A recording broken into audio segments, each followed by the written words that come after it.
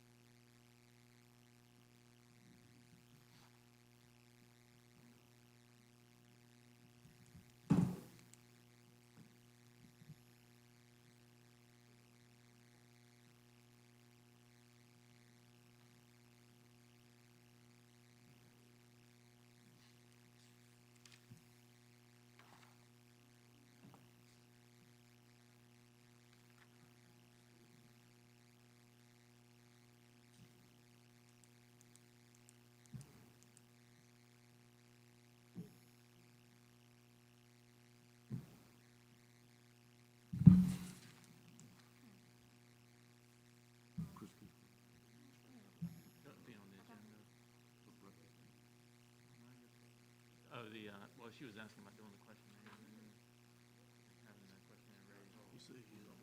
Okay. Is that what you're doing? Yeah, I don't think it's ready yet.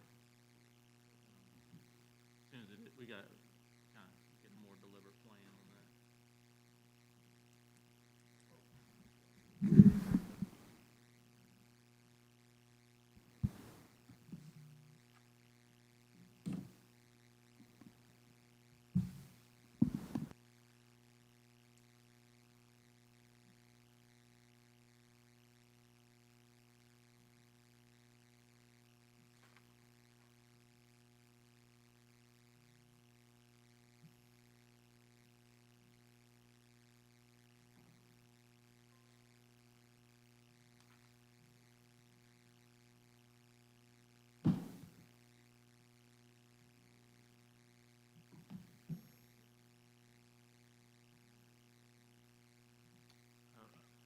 If you put, I don't know, all right, glasses, but someone told me, put the glasses over the magnet, and it doesn't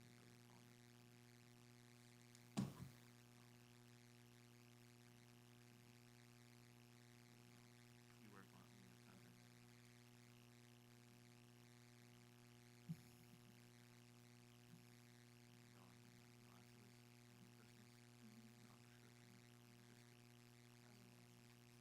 so she wears them, wears them in school.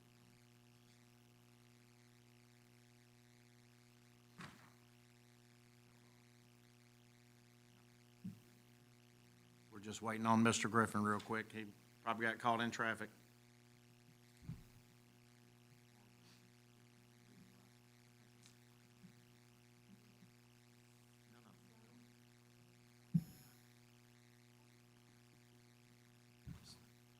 Not from me directly, from one of the applicants.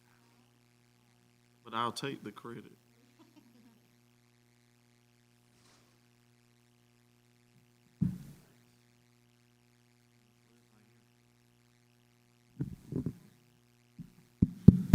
Still ain't work.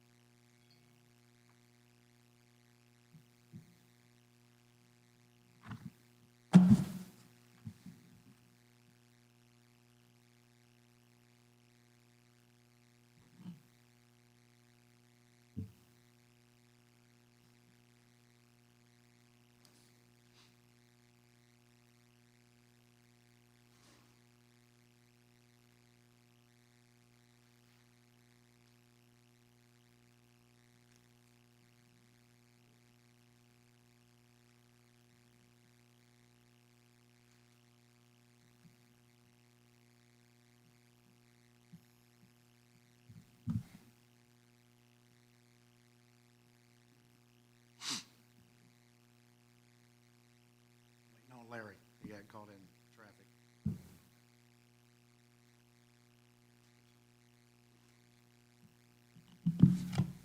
Just dock them for it. This is unacceptable. No, I don't.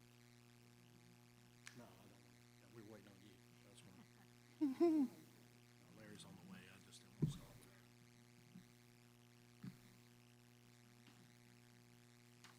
Well, I want to do 6 in case it goes.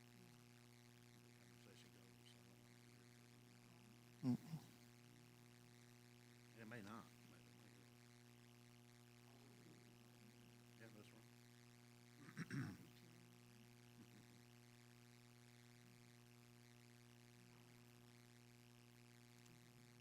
Yes.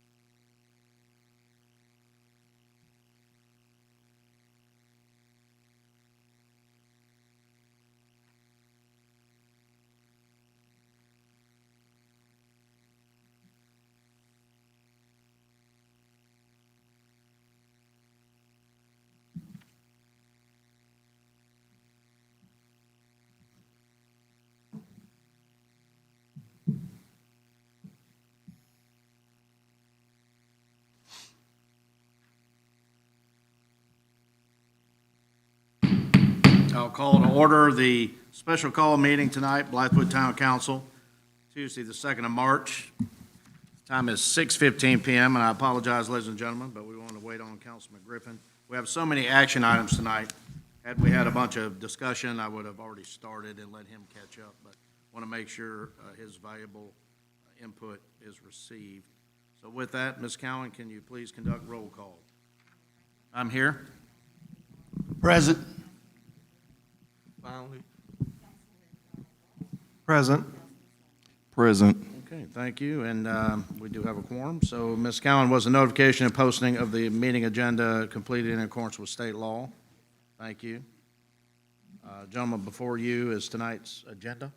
Make a motion we approve as presented. Second. It's been probably motioned and seconded to approve tonight's agenda as presented. Any further discussion? All in favor say aye. Aye. All opposed? The ayes have it. The agenda is approved. Let's join Councilman Sloan Griffin in tonight's Pledge of Allegiance and invocation, please.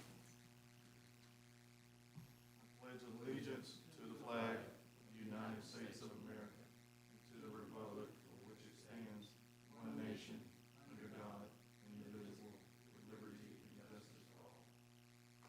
Join me in prayer. Dear Heavenly Father, we thank you for this moment. We thank you for this moment in time that we can gather and rejoice in your name. Now, Heavenly Father, bless this board, bless this town, bless the first responders and the men and women that stand on the front line.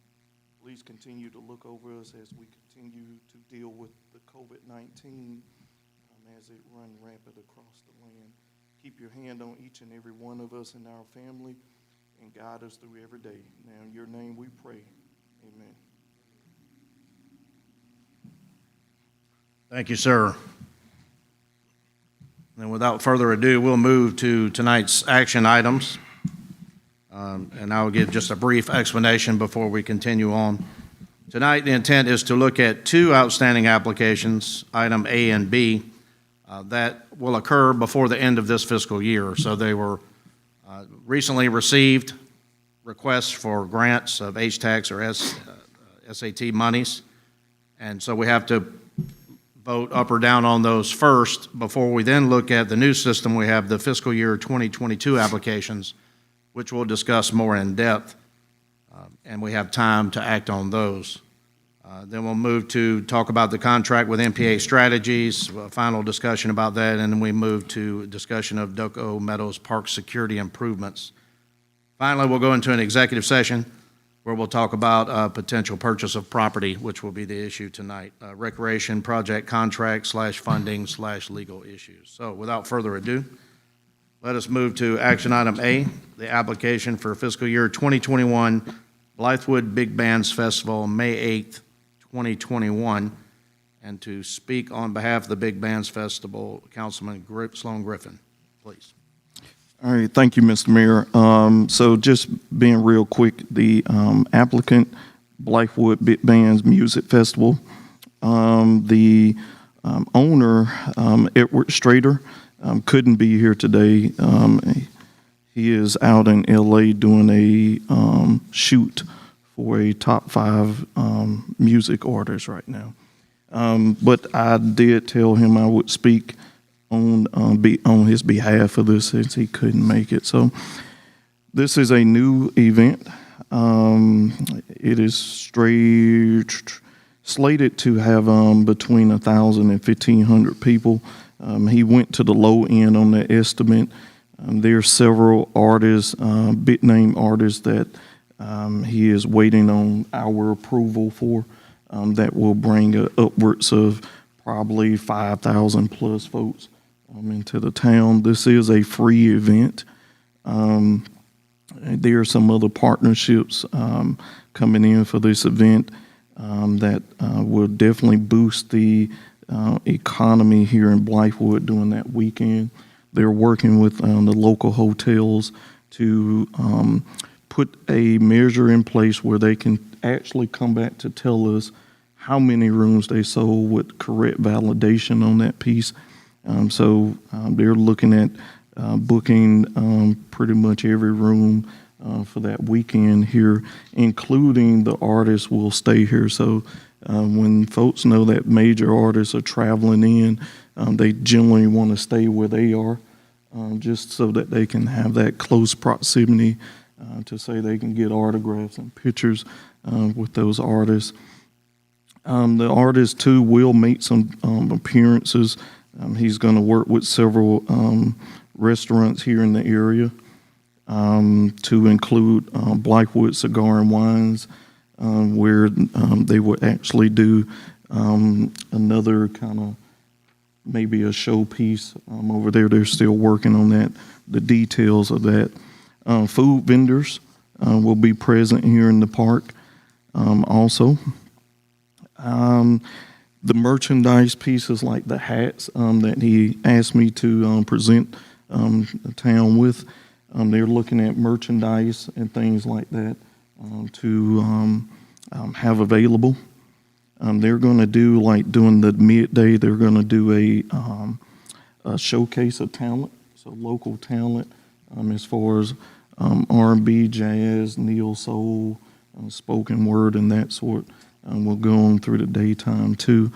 They're actually setting up some VIP sessions where pictures and autographs and eat with the artists in that piece. Let me make sure I'm not missing that. One detail to not overlook, this is Mother's Day weekend. So a lot of the is R&B. There's no rap on this whole event. It's R&B, jazz, and there's some DJs to do some beach music and that sort too. So it's an event to bring out mothers and family-oriented event for that weekend. So pending any questions, that concludes this presentation. I've got a couple, if you don't mind. Yes, sir. I'm looking at the amount requested. It says $25,000 up at the top of the application. Yes. But when I add up the dollar amount for expenditures, it comes to $20,000. So where's that extra $5,000 going? And when you look at the percentages spent, that comes to 102.5% the way it's written down. So the budget is someone's asking for $5,000 more than what they're showing they're spending. Well, that was at It shows that's a profit right off the bat. Okay, let me finish and you can answer, if you don't mind. And then the local hotels, they're saying the Hampton Inn, which I don't know where the Hampton Inn is, but then there's 2 Holiday Inns listed, and we have one, but they're for the same night. So I'm assuming we're using 1 motel in Blythewood and 2 outside of Blythewood, because there is no Hampton in Blythewood, and there's not but 1 Holiday Inn. So, and that could be just a simple typo because of that new hotel. I do know that trying to project when that's going to open. So it's going to be in close proximity to that. So I do think that's a typo because they are aware to use local vendors in that. So that's a simple fix, but I can rest assure you that they are using local hotels on that.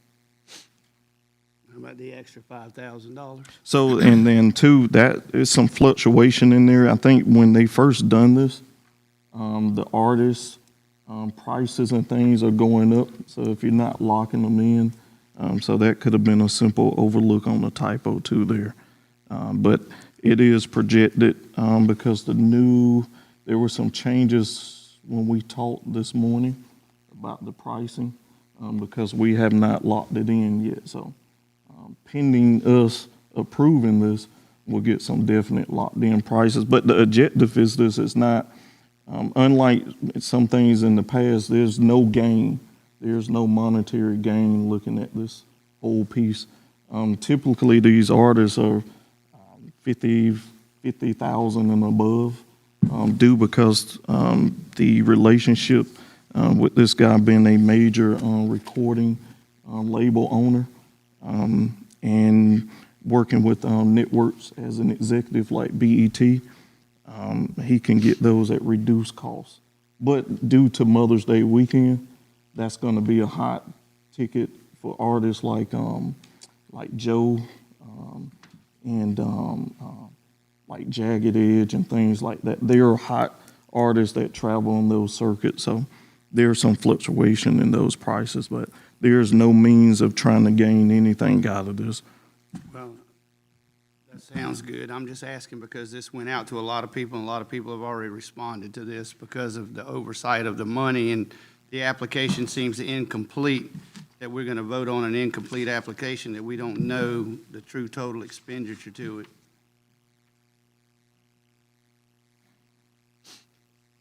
Any other questions? Steve, is there a wedding at the Manor that day? So we're going to have a dual event that day when we've denied other people the same opportunities.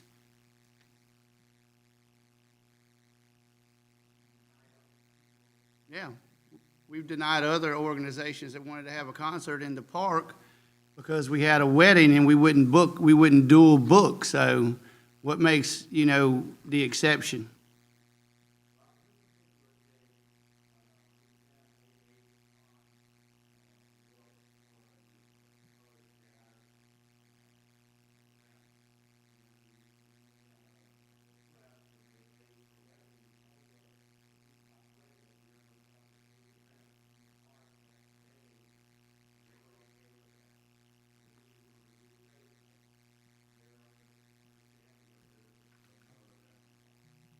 Well, then that seems to be, we need to make that a policy that we make that exception for everybody who requests the same kind of deal.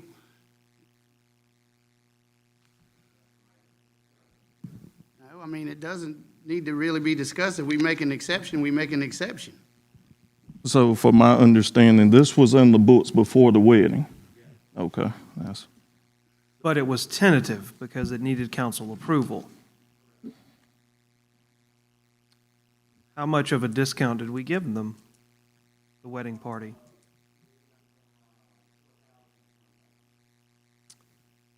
So if we don't approve this concert tonight, we've cost ourselves $1,500. What was your question there? What'd you say? If we approve it, we cost ourselves? If we don't approve it, we've essentially cost ourselves $1,500. Because we could have booked a Manor at 4. I'm personally confused because I remember sitting right in this chair and saying that the policy would be rewritten so that it should apply to everyone, like what Councilman Ballman's worried about here. Anytime you have something booked and then you bring another vendor to say, I want to do the amphitheater, you go back to the bride or the family and you let them know and they get a discount if they allow that to happen and they don't. Is that the case?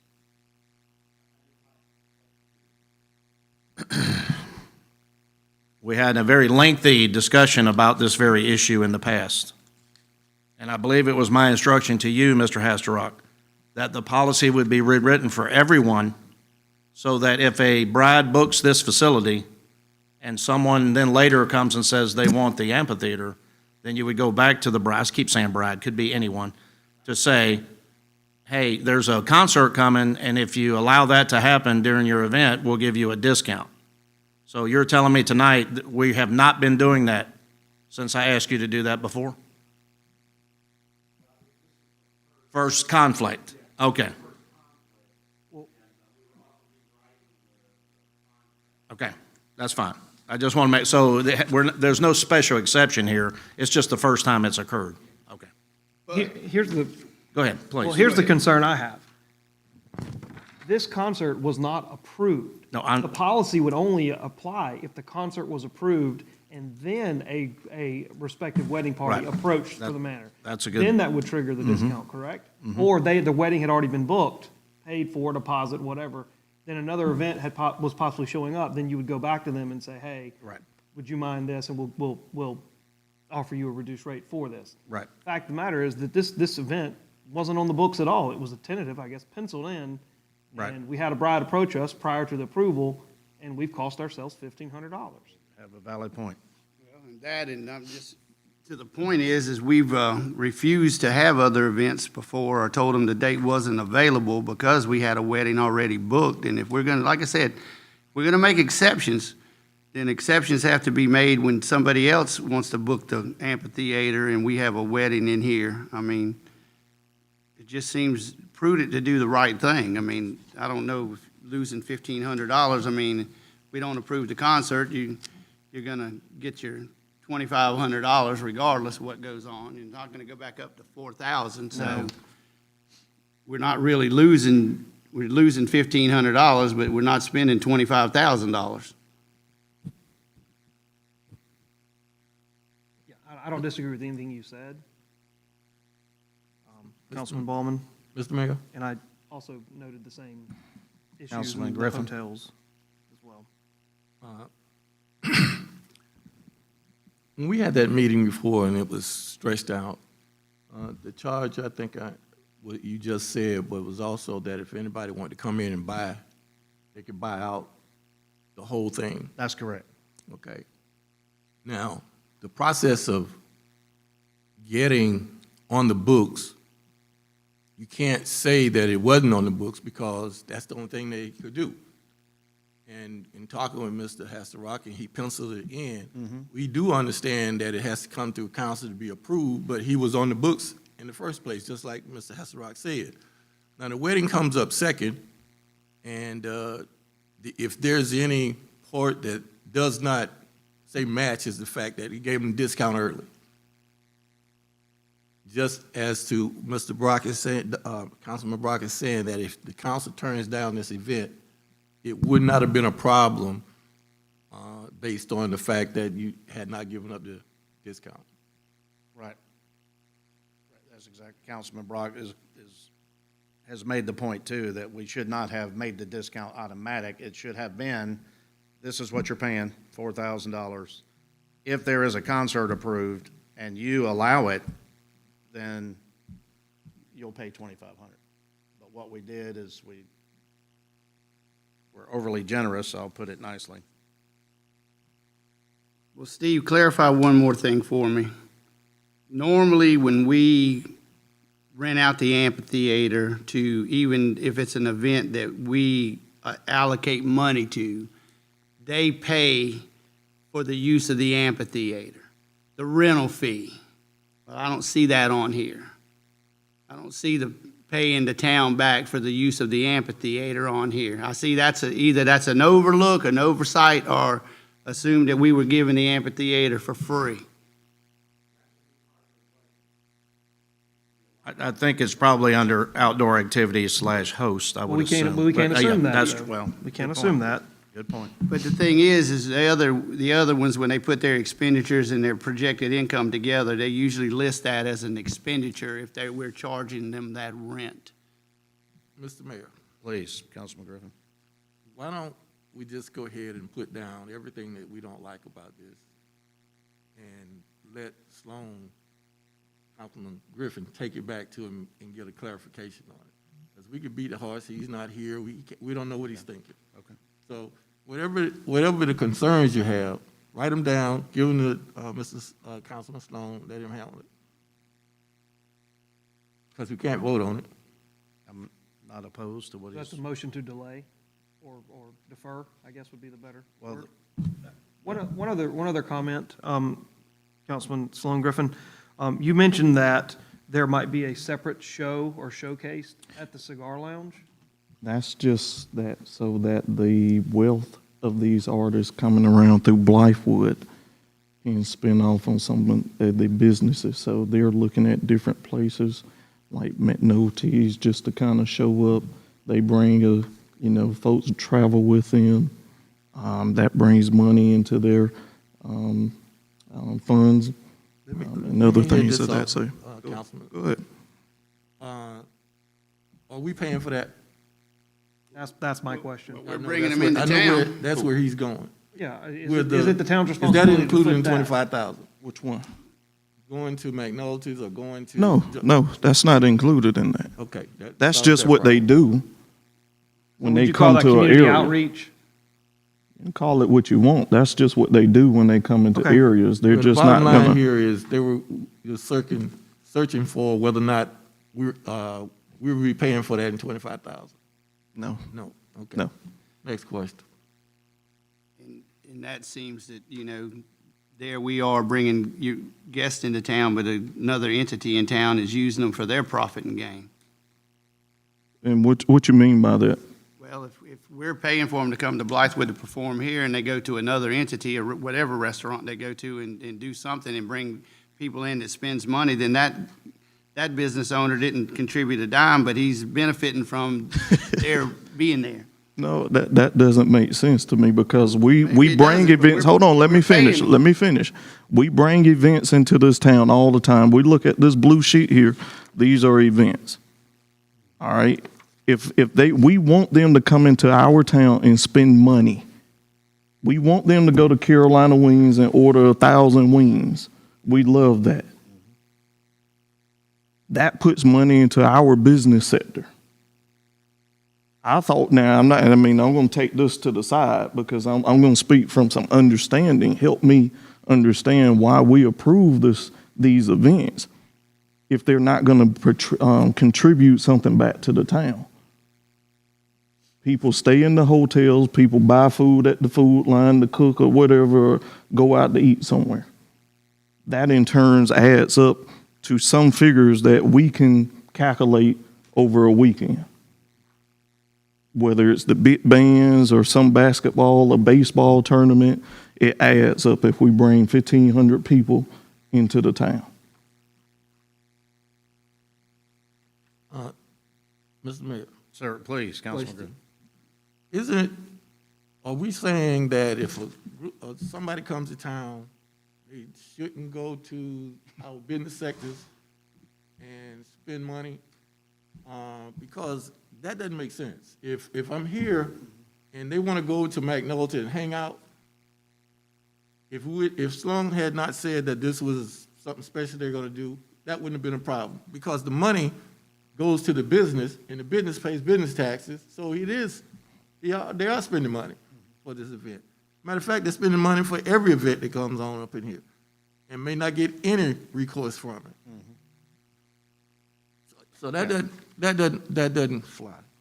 Yeah, well, your assumption is absolutely correct. The whole intent of the blue paper, as we call it, is to spend the H-tax and A-tax to stimulate, draw tourists, bring people to town, spend the night if you can, that's ideal, but stimulate the Blythewood economy. That's the whole reason the state has the law and shares revenues. So we are a tourist destination. You're exactly right. And to answer, Mayor, to answer the comment about paying for use, they were willing to outright pay for it. So whatever that cost would end up being, they outright wanted to pay for that.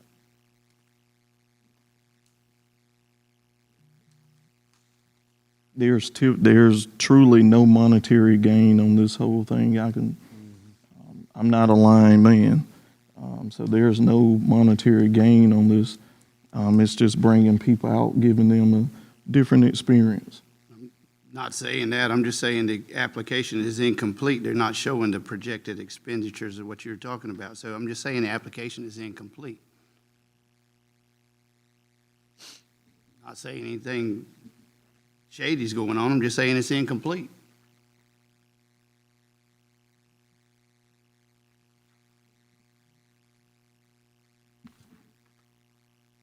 I think it's in line with what we're looking for. My only hesitation is if it's an unproven entity, that's all. It's the first time they've ever come here. If you don't get 1,500 people, is it a showstopper? Not necessarily, but if you only get 500, then we're going to be spending, it's $25 per visitor if you had 1,000 visitors. That's the old, what was it we called it? The Franklin ratio back when I was on council before. So if you're paying $25 to bring one person, will they spend at least that much more in the community? I don't know. That's my only pushback on it. But I hated when Jazz and Jokes had to get canceled. I thought that was going to be a good event. But in a May Mother's Day time, when we still have the COVID issue going on, will that draw a large enough crowd to get the bang for the buck? And you're going to hear us talk about this tonight over and over with all these entities. And also, if we do postpone it, to Larry Griffin's point, how much time will this entertainment business need to book their, if we keep kicking it down the road, they're not going to be able to book big. I'm just going to speak honestly because that's some of the things that they actually been watching our meetings One guy actually attended one. And that's one thing that they don't want to go around the can. They're a proven entity. They're a national recording label.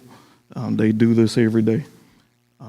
And they're not going to go around the can. They'll spend the money themselves, buy this building, the amphitheater for that weekend.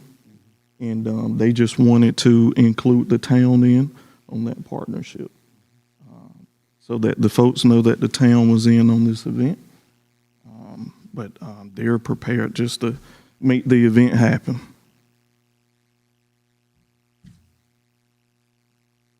Other comments?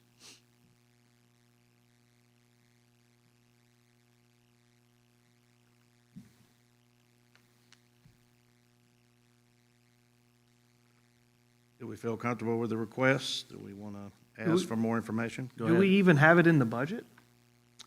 No, these are two events that were not budgeted last fiscal year. No, I understand Yeah. that, but based on the capital inflow versus outflow, is there enough funds in the H-Tax kitty right now, for lack of a better word? Yes. To fund it? Due to Several former. events canceling? Yes, Okay. Yeah, it looks like we had to look $60,000 worth of events that Right. canceled, 4 events, and the 4th of July fireworks, which I didn't add a Right. monetary number to that, but. I'd only add that because of the expenditures are $20,000, I would not go above the $20,000 that's written down in here. That's fine. Go with the 20. I'm just saying, I mean, that's showing what the expenditures are. If they put them down,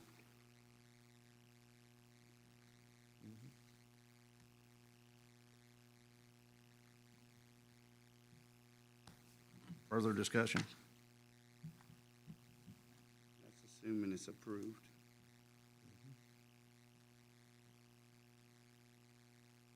What was that? Kind of a discussion to go with 20,000, not 25.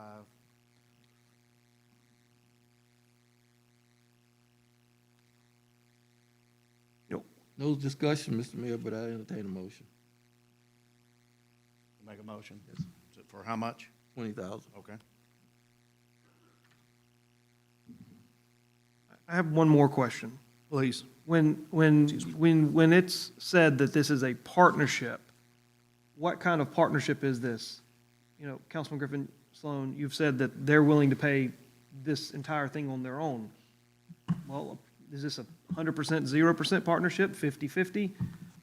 You know, I would probably feel more comfortable with around $10,000 allocation to this. If it's going to cost 20, then I'd be willing to say, all right, let's put 10 at it, let's see what happens. And we're a 50/50 partner at that point.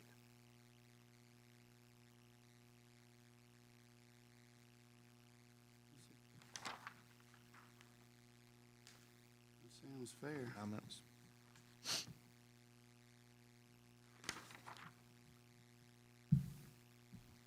You letting it go? I think it'll be a good, I personally think it'll be a good event.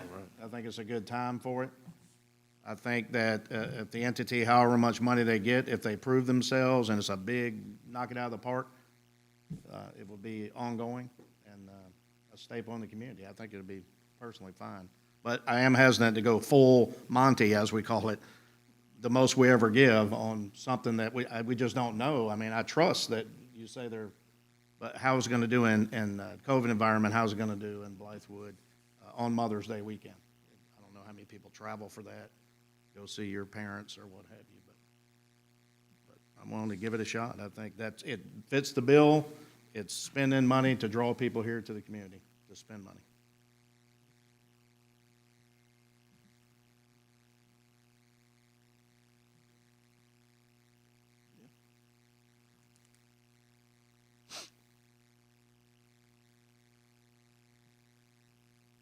We still have a motion on the floor to grant $20,000. Second. It's been probably motioned and seconded to spend $20,000 for the Blythewood Big Bands Music Festival on Mother's Day weekend. Any further discussion? What's the rules of order to if this fails, to make another motion for a lesser amount. Well, it's been motioned and seconded, so I'll have to call the question. We'll have to vote on this question. Yes, and I then understand that. Re-entertain. Can we entertain a second motion if this motion fails? Yes, Okay, Yes. that was my question. for a significant change, like a reduction. Any further discussion?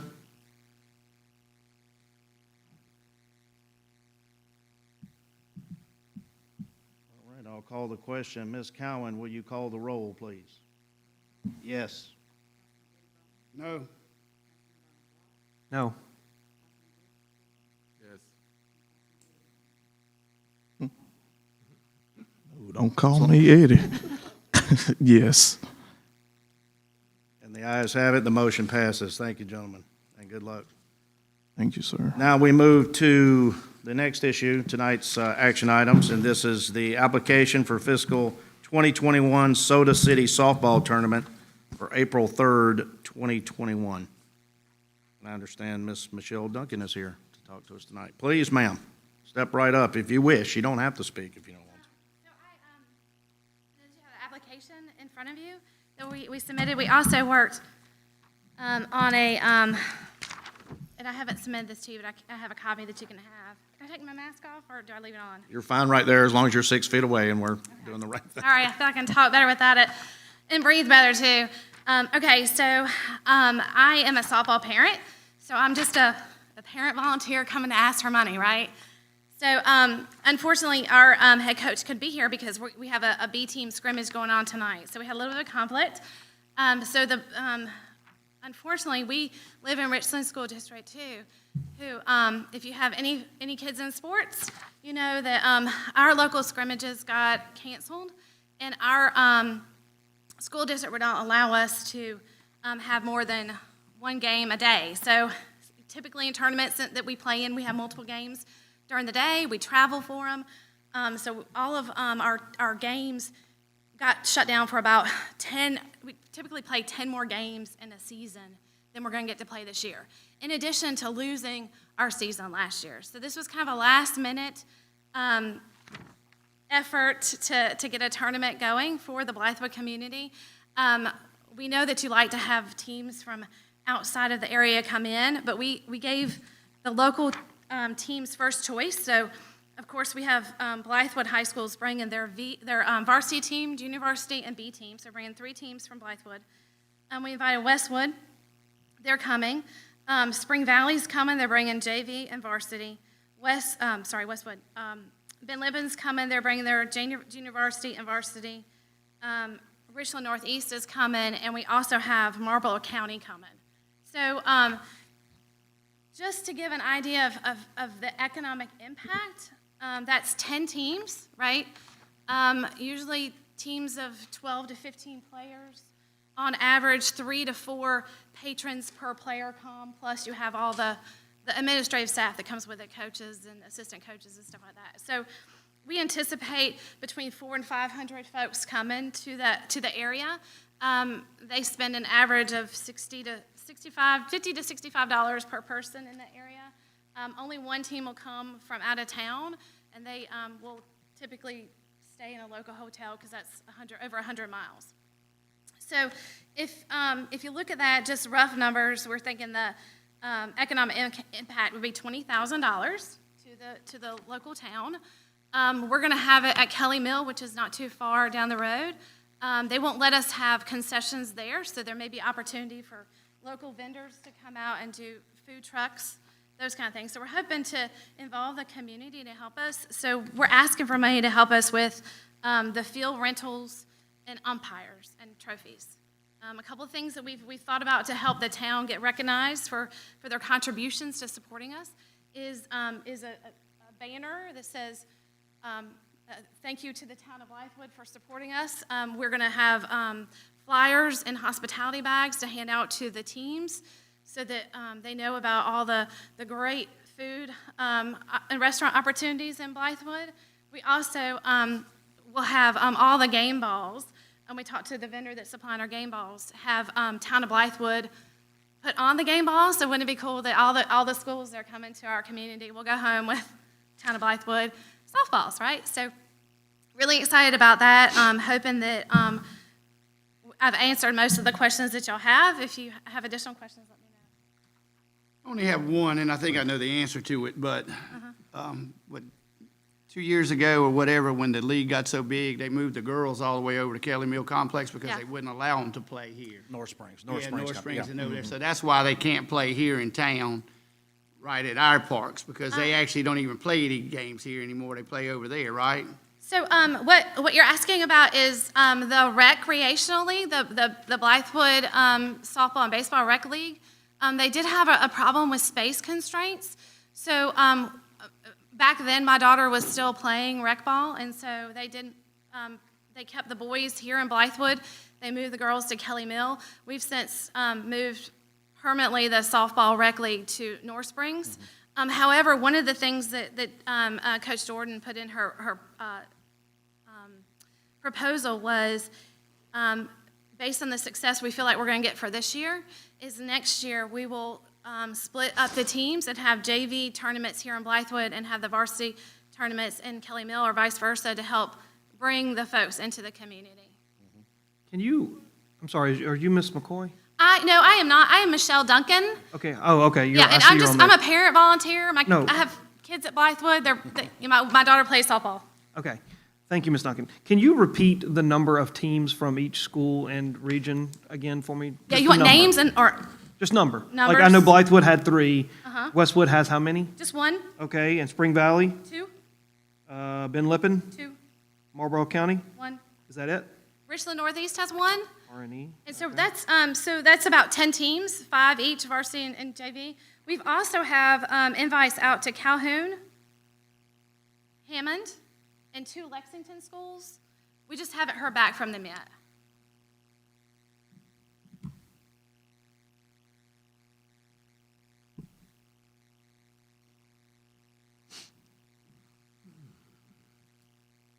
Other questions? You said It's the not- economic impact is 20,000 to Mm-hmm. the town? Okay. And that's just based on, we went to a tournament venue company called Top Gun. They do lots of tournaments, baseball and softball tournaments, and so we asked them to help us with their typical impact numbers. They're usually $65 a person. We feel like it, because we have so many local folks here, it would be less than that. It'd be maybe $50 a person. And then the quantity or number of patrons per player would be more, so we adjusted those numbers too. So that's where we came up with just a little over 20,000. I don't believe your numbers are all that off. Uh-huh. However, I don't necessarily believe that the economic impact will be felt by Blythewood, and here's why. Kelly Mill's about 20 minutes or so, 15 miles from here. I don't know how many patrons would actually come back into the town to spend their $50 a person. Right. You're right there by Clemson Road, so on and so forth.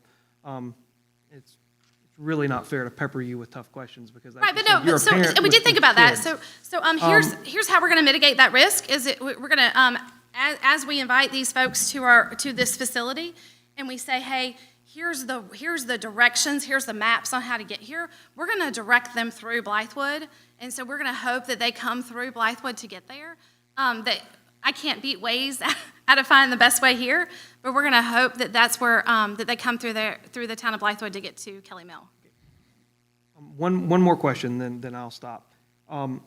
On your expenditures, it shows $29.80, which is the dollar number that you're asking for to pay for umpires, field run, on-field maintenance. Right. It also shows ticket revenue of $2,800. What do you use the $2,800 for if the town covers this event? Well, so we have the hospitality bags that we talked about needing.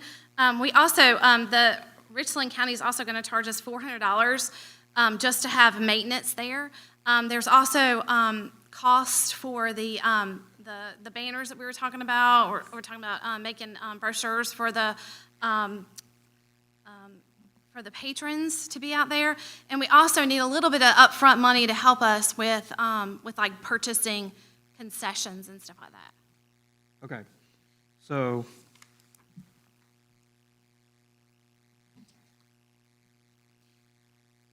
And of course, this could blossom if it's a very big Right. hit and everybody likes it to a multi-day event here within the town and the high school field. When Right, you then all are hopefully allowed next to- year will be a yeah. little bit better for us.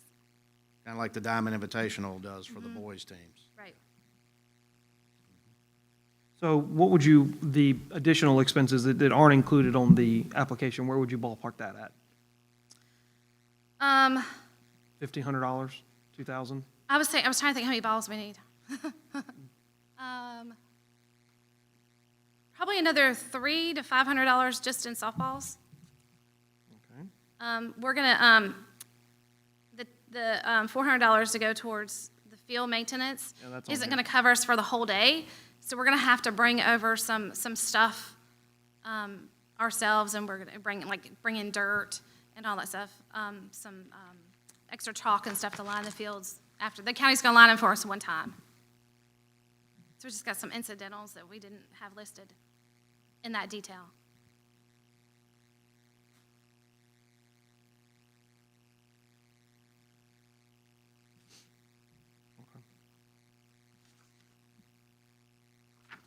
Any other questions, concerns?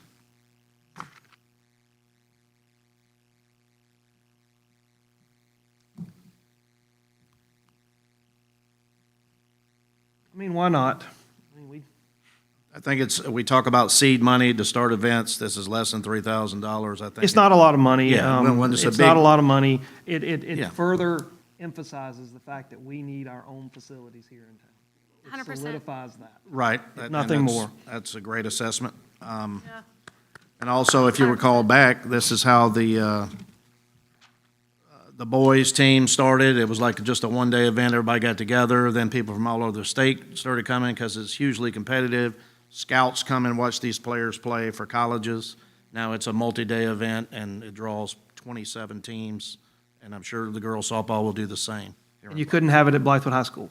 No, unfortunately, neither can lots of other organizations. The Richland 2 will not allow us to have it there, and they won't allow us to participate in a multi-game day opportunity. So all of our we had lots of tournaments that we were signed up for that unfortunately we weren't able to go to. So we're trying to make a way for our girls to play Right. softball. Absolutely.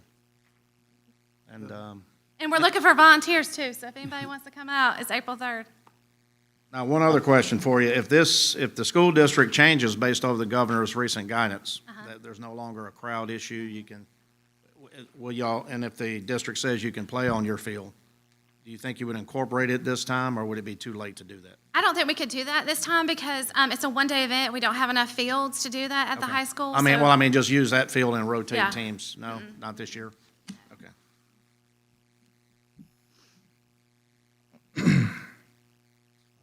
Just planting the seed. Comments? Do we have enough information? I mean, mine's is more directed on a council comment, because we just went through the other applicant. And I'm hearing a lot of things that really kind of backpedal on some things, and that's disturbing. I would love to entertain a conversation outside of this meeting on some of those topic pieces. I'm fine with the event. I love kids. I want my little one to play sports and do those great things. So nothing towards the event itself.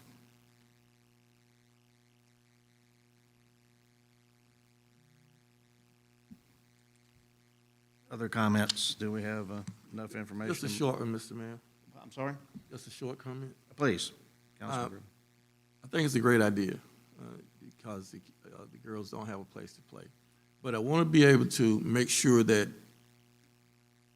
we kicked this down the road one time before, not this particular instance, but having things outside of Blythewood. I mean, we pulled on somebody's coattail about using the country club and other places. Now, I have no problem with it, but I just want everybody to know and understand that this is outside of Blythewood. So, I'm good with it. Because that speaks of presidents moving forward. It's just like we said, statements before. If we're going to allow it, we have to make those exceptions.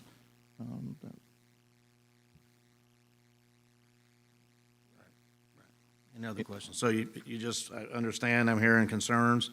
The issue is, will this have an impact on Blythewood now and into the future? And that's how you have to ask yourself that. Any event that we talk about tonight going forward, does it have an impact here? Is it worth the amount of money to the attendance that's coming and the whole purpose of the H-tax, A-tax?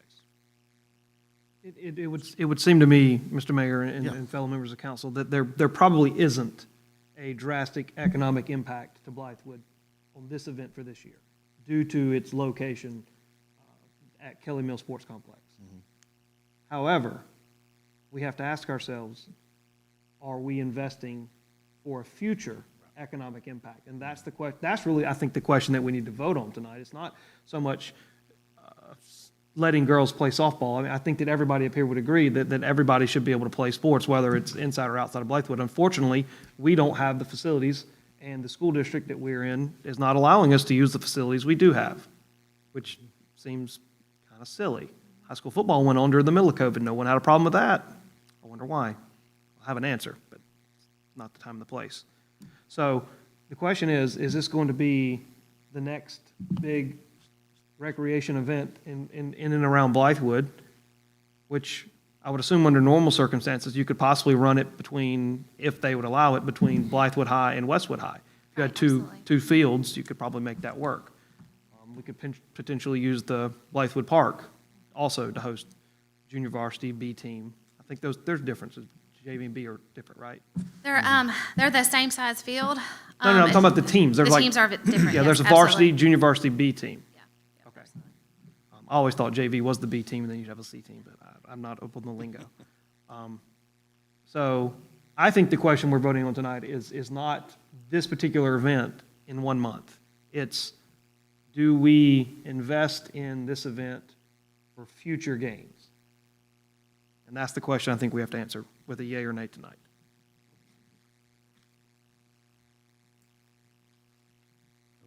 Well, I make a motion, we approve. I'll second that. Been properly motioned and seconded to approve the request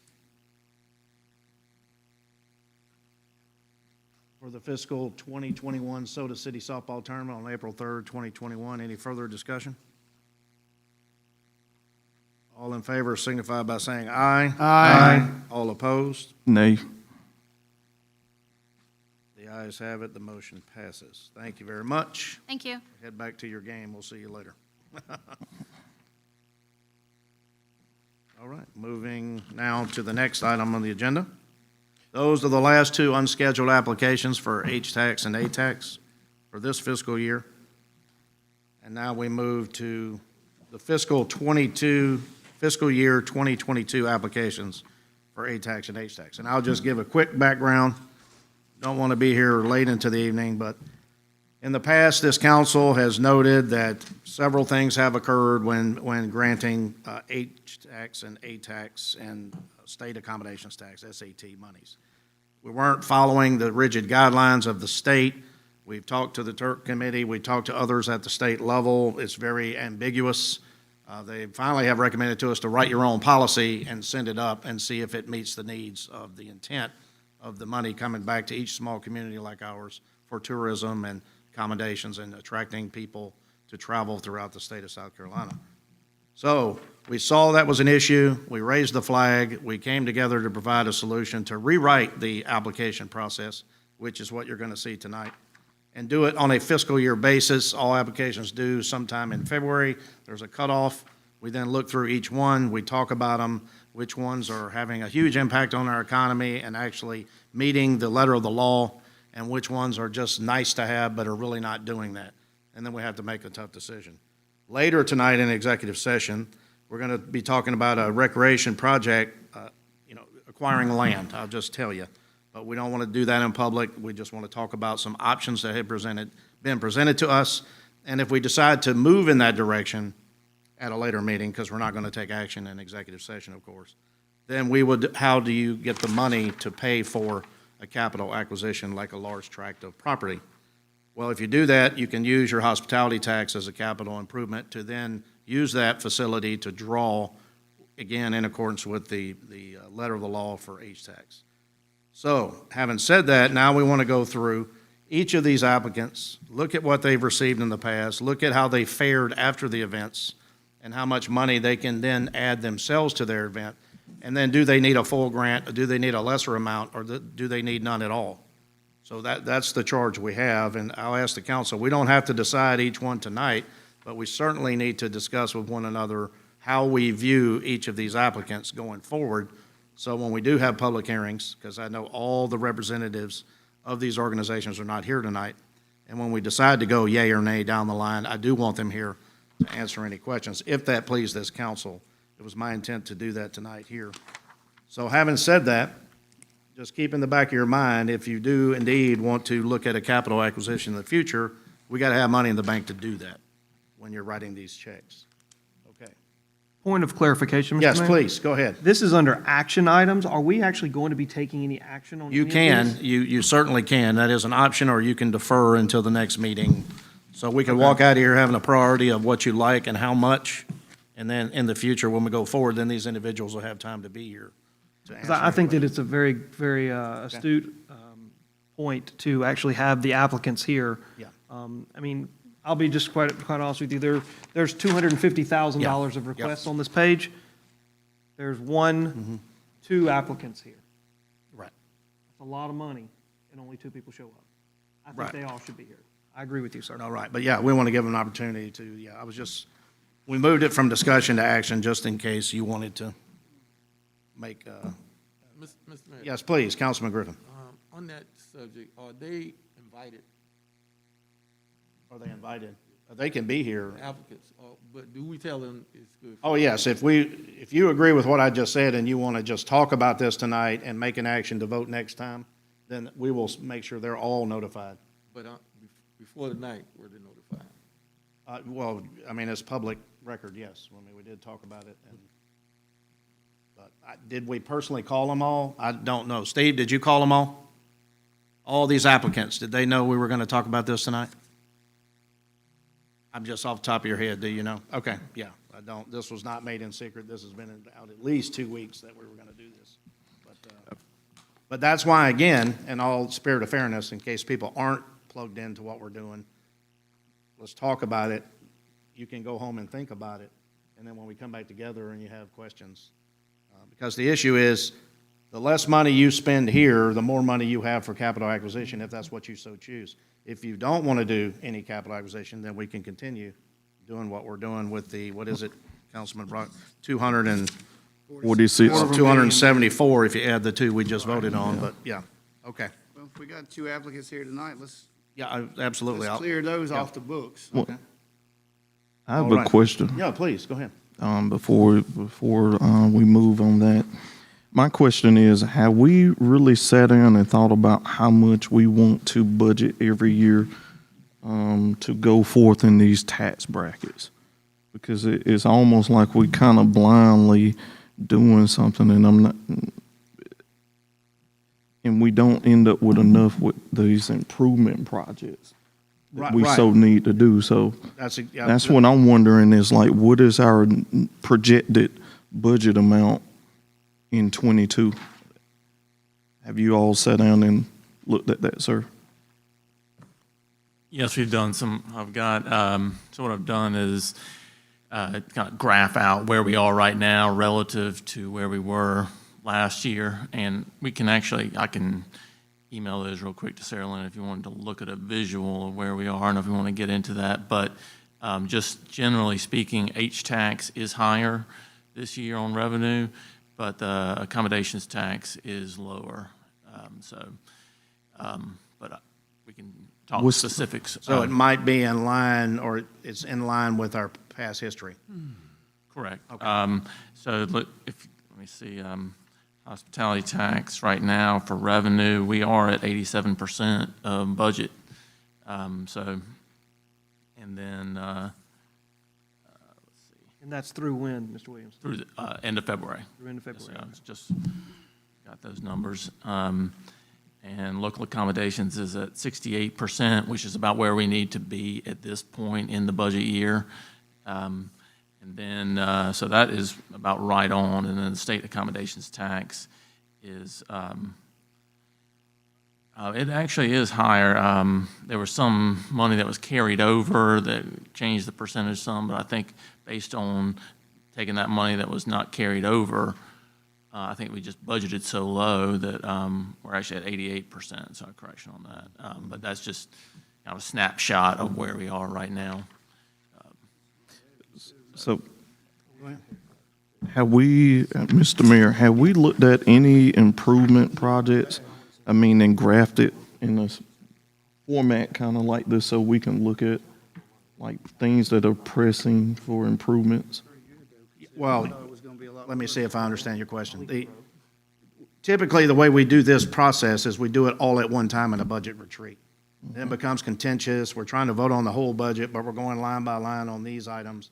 I wanted to break it out for two reasons. One, so the public gets to see we're going line by line with these H-tax and A-taxes, that we're making sure they understand the grantee understands that they have now a new requirement to bring back detailed receipts, not just spreadsheets, a receipt for every expenditure you had and receipt for the monies this town has given you. And then you show your revenue over expenses if you have any. And then the next time you come before us, if you ask for $20,000 and you netted $20,000, next year you won't get any money from us. That's just me speaking. You may get a sponsorship, you may get a nominal sum to support from Blythewood on your flyers and programs to, again, for tourism purposes, but that's just the hard truth of the matter because we have a however, we started saying if we go through the process tonight and later and we pare some of this expenditure down, then that sets aside a fund, and then we decide what we're going to do with that fund. We're going to do property, which we're going to talk about tonight, or we're going to do security infrastructure rebuilds here in the park, which we're going to talk about tonight, the last item. And those things take money, so are you going to use general fund and budget through that, or are we going to go through H-tax, build fences, ticket booths, things that the park has said they wanted over the years that we haven't gotten to yet? So I hope I answered your question, Yes, sir. please. Yes. Mr. Mayor, Got me, hold, oh, I'm sorry.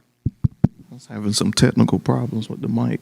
I would be very interested in seeing another spreadsheet with those projects. And I know we're going to go through the others in a little bit before going through this list, just approving. I have no problem with events, but I want to see what projects we're looking at as capital improvement. I understand, and the budget spreadsheet is what he's referring to. Yes, Which sir. has like the Hoffman House, the grounds maintenance fee, the playground fee, I understand, absolutely, we do have that. That's what I would like to see mirrored with this so that we prioritize these things that the mayor actually went through in our strategic meeting that were priorities. I mean, we're getting away, in my opinion, when we do have some capital to go forth with some of those priorities that you help graft out, You're sir. absolutely right, and that's what we said, we value, what we value, we resource, and what we resource gets done, so he's right on point with that. Okay, Mr. Mayor. please, Councilman Brock. A little bit to piggyback off what Councilman Sloan Griffin said. Mr. Williamson, can you project what the total fiscal year 2021 receipts will be based on the numbers you have now? And the only reason I ask that, you say we're 88% of the budget. Okay, what's the budget? Are we ahead 15%, 20%? Are we below 5%? Are we going to come dead on? Because we're looking at funding fiscal year 2022 requests when we really don't even know how much money we're going to that's what- have. We may not even have $250,000 to spend. So if you say, okay, I think we're going to have $275,000 available. Okay, well, what are the obligations that we have before we can even spend a dime? Right. I know some of our H-tax goes to pay the bond for the manor. Right. And other associated expenses with the park and whatnot. So all of a sudden, we say, all right, we got $300,000 coming in projected. We got $150 that we can't even spend. So we know right off the top that we only have $150 to allocate out. Right. So that's kind of, before I think we can look and make any decision on any of them, you got to kind of know how much we have, because I don't think we can sit here and say, oh, we easily have $246,000 to allocate if we want to fully fund everything. That was a good point. But Because- yes, we do have that and then some. No, I understand we have it in the yeah. rainy day fund, but the whole point is that, Right. we want to do something else other than just Right. have events, I think. No, we do have that, but this is discretionary spending, is what I like to call it. Don't hold me to that legalese, but this, you can spend or choose not to spend and save it. You have to spend the 30%. Obviously, that's mandated by law from SAT. This is all discretionary. If we voted 100% on all this, we have the financial position to do that. Now, you and I both know I don't want to do that, but, because we got to decide what's more productive, and like Councilman Griffin's saying. But the base budget, the operational budget, which is different from this discretionary budget, is fully funded, and every year we do it. We have enough to cover that also. Yes, I understand that. Okay. What I'm saying is, okay, let's just say in our rainy day fund, we have Yeah. $300,000, which would more than cover this, and we're anticipating an additional two. Right. All right, are we willing to take our rainy day fund down $50,000 to fund everything? That's kind of where, what's our baseline projected starting position? Right. That's what I'd want to know. Savings plus what we're I going to, guess what what we're he's saying projected to is, have. what the quarterly flows from H-Tax into Yeah. us, is that on par with what we've had in the past so far? Yes, that's what I can tell you, is that we're on par Yeah, from, okay. from And previous years. And what did we budget for fiscal year 2021 for state, local, and hospitality? Okay.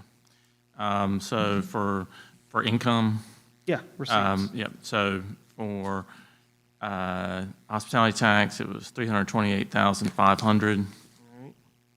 That's a good number. Yep. Local accommodations tax, 110,000. And state accommodations, 108,000. Under how much? 108,000.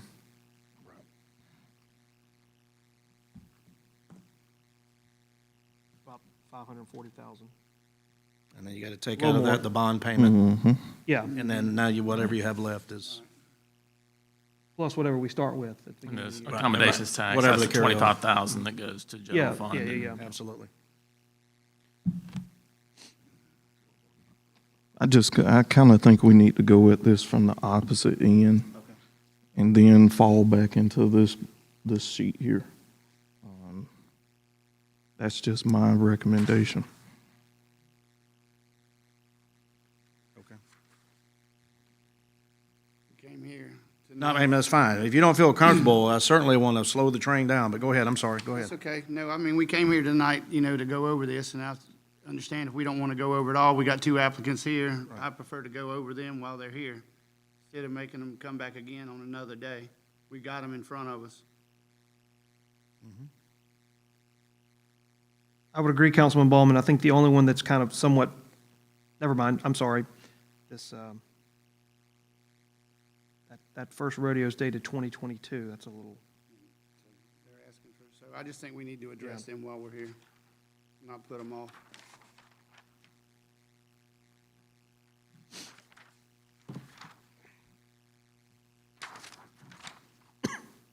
Feel comfortable with it? I mean, I don't have anything against the events. I just think we need to look at these projects that you have on the table, like the Well, right, that's land gonna come pieces later, and right, things and like security that. improvements. Yeah. And That's okay. We still have the budget for that also. It's just how you go about paying it off over a period of time, which is part of the negotiation that we'll talk about. I get what you're saying. Okay, And with that. is there a real rush to No. do that tonight? Okay. We don't have to, but it's, the issue with, you talking about the executive session piece? With this one. This, no, I mean, we just wanted to talk about it, see what your inclination is. Again, not make an up or down vote, but get information based on the conversations on how well they stimulated economy, how tourism came, what were the ones who did very well, what were the ones who were canceled, and so on and so forth. So, having said that, we'll discuss the ones that are here tonight and then see how we feel after that. And I see Mr. Buck Coggins is here for the Blythewood Championship Rodeo. 2020, the rodeo was awarded $25,000. They requested in 2021, $25,000. The request this time is from April 23rd and April 24th of 2022. And they, again, for 2022, have requested $25,000. Questions?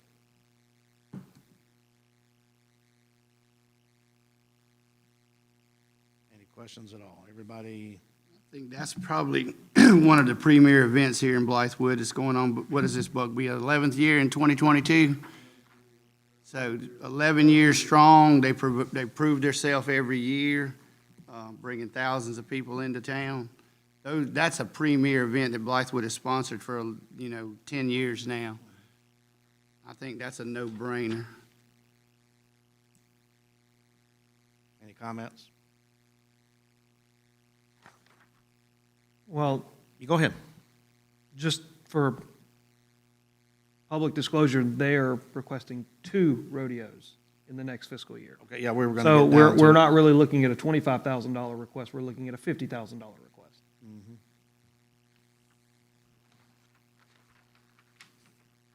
Which would represent 20% of your funding request. Mr. Williams, so while I'm crunching numbers, how much is our bond payment? Or how much is taken out of H-tax? I think it was 51%.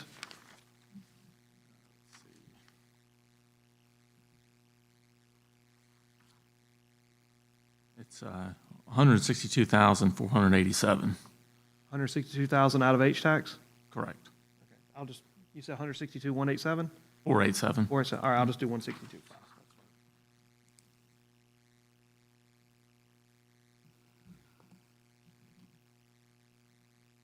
Mr. Mayor, Yes, please. are we going to discuss the second rodeo prior to the vote, or we going to take one at a time? Yeah, we can talk about it. I was going to go one at a time, but he pointed out there's an additional request for another rodeo this year in October.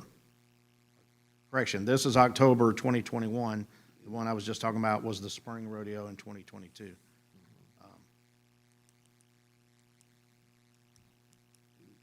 If I'm not mistaken, we were the one that requested Mr. Coggins to do 2.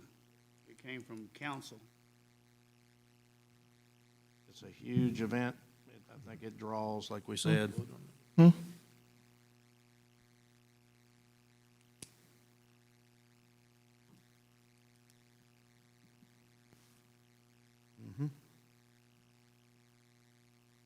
No other discussion, Mr. Mayor. I make a motion that we accept it. Accept. Oh, you want to vote on both those rodeos, okay? Well, that's why I asked you. We only got one here. Well, there's one here. It's number 1 and number 3. One is the annual Blythewood, 11th year. The one on number 3 there is the Pioneer Days Rodeo for October. I think feedback from the visitors and the after-action review was that the people really enjoyed the cooler weather, if that was a potential to continue that. And of course, contestants come from all over the southeast United States, Texas. I mean, there's no arguing it meets the intent. The question is up to us, is that worthy value for your H-tax? I think absolutely it is. Let me ask, Please. Councilman Brock, question. You a numbers guy. Yeah. Financial guy. Are we at risk, if I'm looking at this whole list, are we at risk of jumping back into that rainy day fund? Not at the moment. Well, really depends on what you just want to spend your money on, I guess. There are some dollars that we can't touch. State accommodations, the first 25 grand goes to general fund, the next 5% goes to general fund. 24.9 goes to marketing firm, nonprofit. So you're left with about $54,000 out of that based on the 2021 projections. Local accommodations a little more flexible. I believe that you'd be fully allowed to use the 110 within the constraints of the local accommodations. And if you've got 328,500 in hospitality, subtract your bond payment, 51%, it's 162,500, leaves you about 166 left. So my math is right, that puts us right around $330,000 in discretionary income. Right. question we have to ask ourselves is how much money do we want to start setting aside Right. to procure and get ourselves involved in capital projects? If we're going to spend $250,000 and that's 330, so we're 250, you're basically at $80,000. It take a long time to get there at $80,000 a year. Now, in fairness, we do have a couple of new restaurants. We will have a new hotel come online. I believe April was the projected open date. That may be pushed back, but so there will be additional revenues moved into the town. Will it be material? I don't know the answer to that question. I would like to think so. Hopefully, as COVID is diminished across the state and local accommodation numbers should perk up a little bit. So, I could see, these numbers moving up. Will they move up 5%, 10%, 15%? I don't know. And we took a 15% haircut, I believe, on our budgets last year, which I believe was a good move. I thought we should have done bigger. I'll eat the plate of crow. Looks like we've done okay.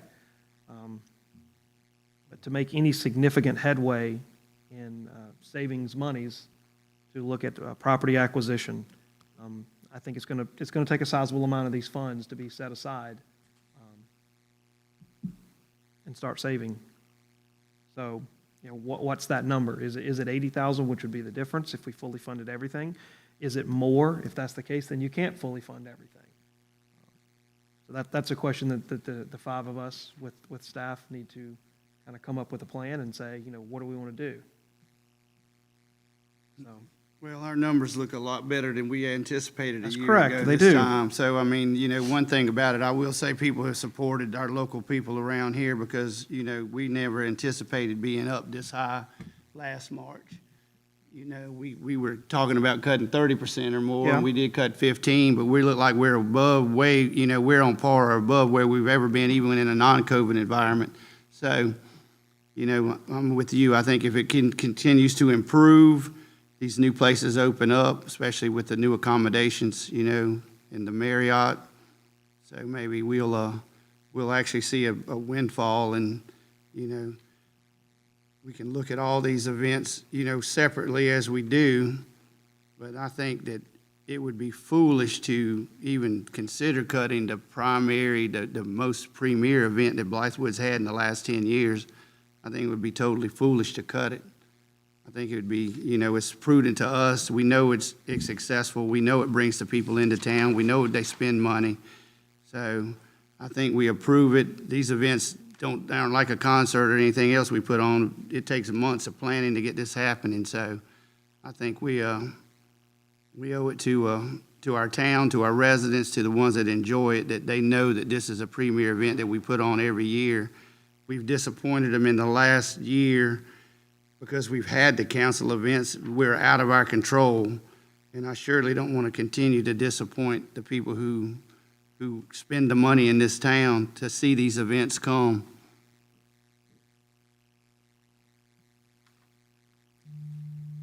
But yes, if we funded everything on here at 100%, we still have money left over to answer your question. And I'm not, and just to go back on Councilman Ballman there, I don't want it to sound like I'm saying, don't spend nothing. I don't want that spent like that, on my word. I'm just looking at things that we put off. We put off things from the town standpoint during COVID as well on the improvement projects of that sort. So, and I think we owe it to the people on that side too. So we owe everybody. We don't just owe one side, we owe everybody. And just to go back to the rodeo, I gave Mr. Book praise for this rodeo, for me bringing my son to experience the rodeo. So I'm not saying cut the rodeo. I'm just saying I would like full disclosure of those project pieces that we need to look at as well. So you're saying that was his first rodeo? Yeah. Yeah, that's his first rodeo. Didn't I say it? So, Are we telling dad jokes now? Yeah, that was a bad joke. No, dad, not Oh, yeah. bad. Dad jokes. Mr. Mayor, I don't believe we are under any obligation to fully fund an event. We could partially fund an event and come back later and offer additional funding, could we not? I mean, it might be a little unorthodox. But I mean, if some of these events, for example, the rodeo, you know, it's over a year away. You know, line item number 1, April 23rd, 2022. Right. It's over a year away. You know, the more pressing one, in my opinion, if you're going to look at it, would be the one on October. Right, right. But to do that would fly in the face of exactly what we're trying to undo.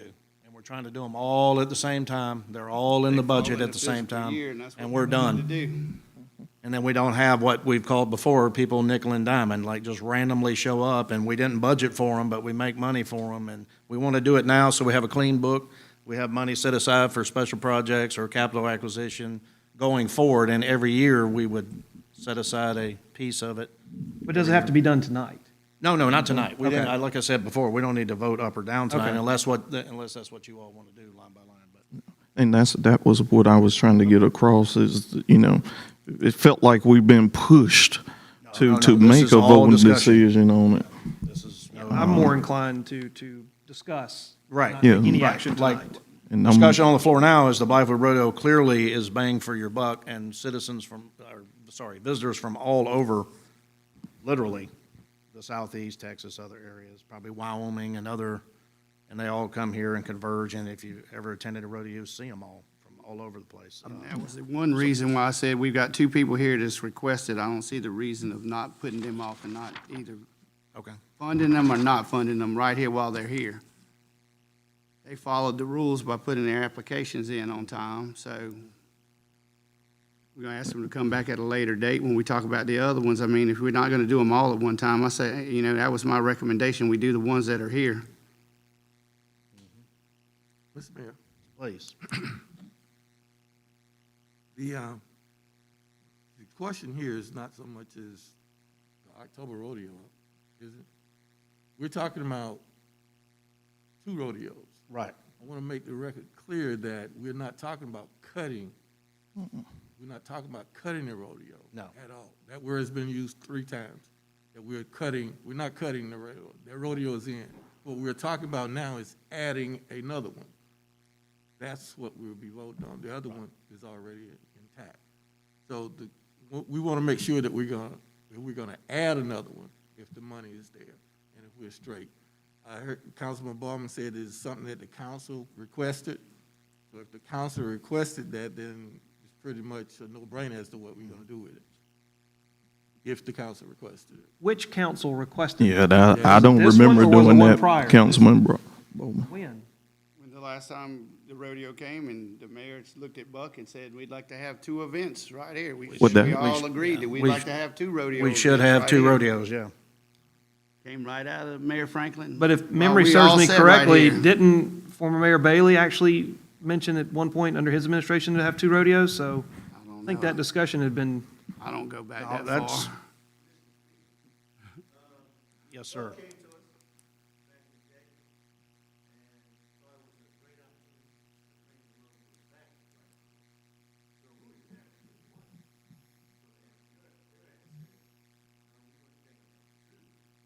okay.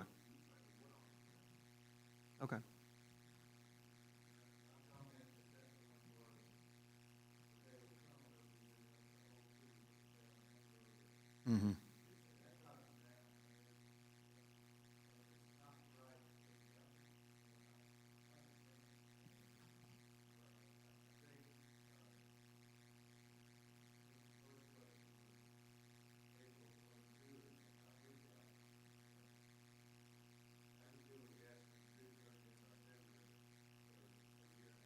Right, that's right.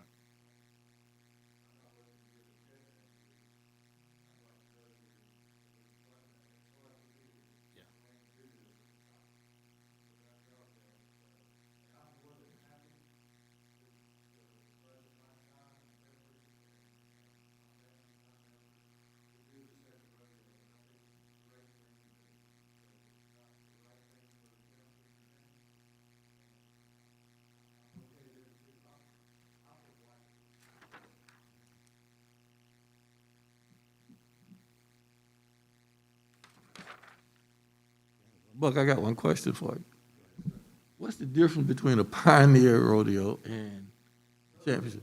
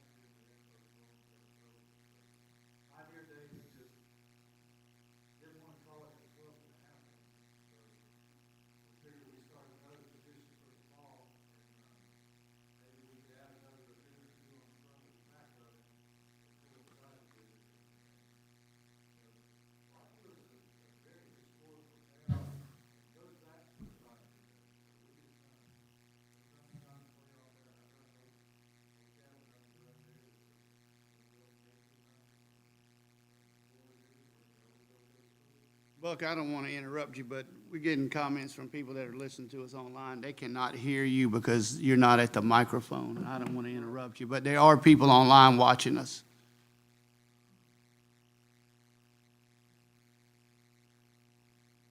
Apologize to everybody online. But Pioneer Days is a takeoff for an expansion of the fall event to beyond just the 2 days of rodeo to try to get something either before the rodeo or after the rodeo, maybe the weekend before, just some different things that, and it doesn't have to be the rodeo that does it. Maybe there's something else that we can do. You know, it just gives us an opportunity to expand that to a more than 2 day event. Because I think the purpose that I've always worked with, beyond trying to provide a great event for the town and make sure everybody's happy, from the Blythewood residents and the people who come to the rodeo and the contestants, and I mean, we try to make everybody happy, but at the end of the day, you're my presenting sponsor, if you will. It's the Blythewood Rodeo presented by the town of Blythewood. And, you know, if I can bring people and put them in hotels for 2 days, and I can figure out a way to do it for 3 or 4 days, and it doesn't cost you any more, I think it's a good thing. So that's just kind of it's kind of future thinking, I guess, is what I should say. Is that it?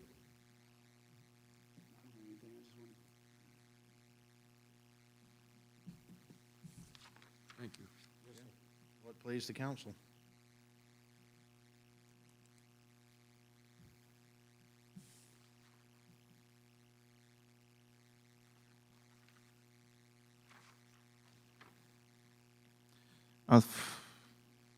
Please. So, I would like us to fall back on this list until we can look at the other list piece holistically in a later meeting. I do want to state that I am for the rodeo. Just want to look at those two lists together and make sure that I'm doing due diligence moving forward. Right, and just, I feel like I'm not being clear to y'all, and I apologize. What I wanted to do is just do what we just did. Go down, talk about each of these events. When we go in executive session and we talk about capital investment, then we're going to not decide, but amongst ourselves, come to a consensus. Is that something we want to do? Then we come back to this list in another public scenario where you may decide to cut everything 50%, or you may decide to cut the top 10 events completely, whatever. Yeah. And then that way, we're now making our funds set aside and spending less here. Or you may decide that's just too far. Let's just do all our events one more year and come back to, but if you do that, property gets sold, what have you. That's why it's kind of a timely manner that we did this today. And I think that's the confusing thing for me, and, you know, that's why I said I hear kind of a rush, because I know it's a time-sensitive piece on the piece you need to talk with us about. And I don't know how to really move forward. Right. until we hear what you have to say in executive session. That's fair. It's nothing against the events. I think Yeah, you just I'm with you. explained it. I don't know where to go. Right. And just limited resources, you have to decide what you're going to spend. And we have missed several opportunities on other plots and things of that sort in the past, so. That's right. Okay, comments? Want to talk about the Women's Golf Championship, South Carolina Golf Open? That was a big event that has the potential also to bring a national audience here. Not potential, it did bring a national audience, professional golfers from all over. I believe, as Christie said, trying to get a TV contract and get a sports network out here to cover that event in the future. That would obviously be big, because when you bring that kind of media crew, you have a large number of people who come here and stay here for I believe it's a 3-day event, 4-day with the Pro-Am on Thursday, so. 5 days. Thanks for the correction, yep, so, yeah, 11 through 15, that'll be in August of this year. So that would be a big one. And then we move to Blythewood Historical Society Museum. They asked for their annual request to fund a part-time employee to keep the museum open 3 days a week and to sponsor and manage the events that come up. So that would be something to consider. The South Carolina Diamond Invitational, the baseball tournament here in Blythewood was, as you know, was canceled. The money returned, or in process of being returned, but not spent and not cashed. And now that Richland School District 2, now that the governor has made his announcement, Richland 2 is still pending a decision if they're going to allow outdoor sporting events. So that money could be reallocated based on if they reschedule their tournament. I don't know if they're going to have time, but that is a potential to think about. The Greater Blythewood Chamber of Commerce and Oktoberfest, I think we've all seen those, and the crowd it draws. We awarded $16,500 last year. The request this year is $18,000 on October 2nd. So something to think about there. A lot of small businesses benefit, food trucks, displays and things like that. An event that has yet to occur, the Westwood High School Queens of the Castle Girls Basketball Tournament. Blythewood High School has a great boys basketball tournament every year. The girls from Westwood want to try the same. They asked for $20,000 and it was canceled, so the money returned. So they're asking this year for $16,500, and that's December 2nd to the 4th of this year. That's a multi-day event. So you're drawing teams from all over the state. They're staying. They're meeting the definition of the grant. Again, Greater Blythewood Chamber of Commerce for the Rib Fest next year, or Spring Rib Cook-Off, as is written here. Last year awarded $16,700. This year request of $16,000. That's for next year. The South Carolina Band Directors Association 1A, 3A Lower State Marching Band Championship, Westwood Band Boosters. Their event was canceled for $10,000. This year they're asking for $12,000. And that event will be in October if the school lets them do it. So that's kind of a carryover. Blythewood High School Band Boosters, same thing, tournament of bands. Last year, $10,000, it was canceled. This year, they're just asking for that $10,000 to be reinstated. New event here, Range 4 Hope Foundation, a Range 4 Hope Golf Tournament, asking this year for $10,000. That will be at Cobblestone. That will be at Cobblestone, and all proceeds go to benefit veterans. Okay. Hence the range. Then the Knights of Columbus, Blythewood Christmas Parade, we know that was canceled, so that money was saved, and this year, same, $7,500. The Blythewood Artists Guild. Mr. Mayor, Yes. on the parade, are they going to take it back this year? I'm sorry? Knights of Columbus, they're going to, I have sent an email to ask if they wanted to reschedule, like now Mother's Day is gone, but a Father's Day event, something like that. I haven't had responses yet. So they were going to meet as a group and talk about it. Might be postponed altogether. Remember, originally when we decided to cancel, we said maybe Easter. Well, that's too soon because we still got COVID issues, liability issues. And then we said, okay, maybe Mother's Day, maybe Father's Day in June. So I will certainly bring that before you all when we start conversation about that again. Want to be as safe as possible. We talked about the holiday market, Blythewood Artists Guild. Last year, $5,000. This year, $5,500 is the request. That's for December. Blythewood Historical Society Black History Month celebration, $2,050 was requested. This year, $5,000 because they're going to have two events in February 2022. So something to look at when we sit down and talk about drawing visitors. It's a big event. Bengals Boy Golf. We've talked about that one in the past, $4,500 last year, asking for the same amount this year, and that's a multi-day event where kids and parents come from all over the state to participate, very similar to the other sporting event. Blythewood Historical Society Veterans Day celebration. Last year, $2,000. This year, $2,500. For those of you who came, it was in the amphitheater, much bigger turnout, and they want to continue to capitalize on that. We had veterans from all over a two-state, three-state region to come see that. Flip over on the back, Blythewood Girls Golf, a lady bingo invitational. This is a new request. Same, you got multiple parents from all over the state coming here to play golf in Blythewood and stay. Blythewood Historical Society Museum renovations and maintenance. This is a new request. As you read in the paper, they're trying to renovate their exterior and keep it period with actual wood from that period. They're asking for a grant of $10,000 to do that. Also, they're asking for Blythewood's Women History Month for the first time. I'll take that back. Last year, we did grant $1,700. This year, they're asking for another $1,700 for next March. And then lastly on here is the 4th of July that we voted to do last time. The money, half was gone to the vendor. This year, $7,500. And it would be the same issue. If you pay them a contract for $7,500 and we cancel for whatever reason, then they charge a fee for those fireworks. We've already voted for the Universal World Entertainment, CMG, the Blythewood High School softball booster.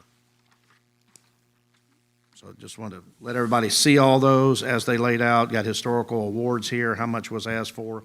Are they asking for more, the same, or less? And will it be worth consideration to spend all that? Which again, if we did, including tonight's, that would be over $274,000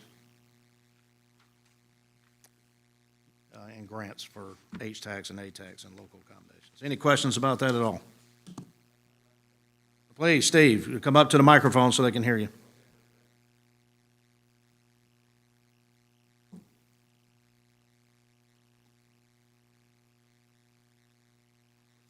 Just to add to that list, there's a couple other events that we support out of H-Tax. One is the Big Grab, $5,000. There's no application, it's just something that the town does.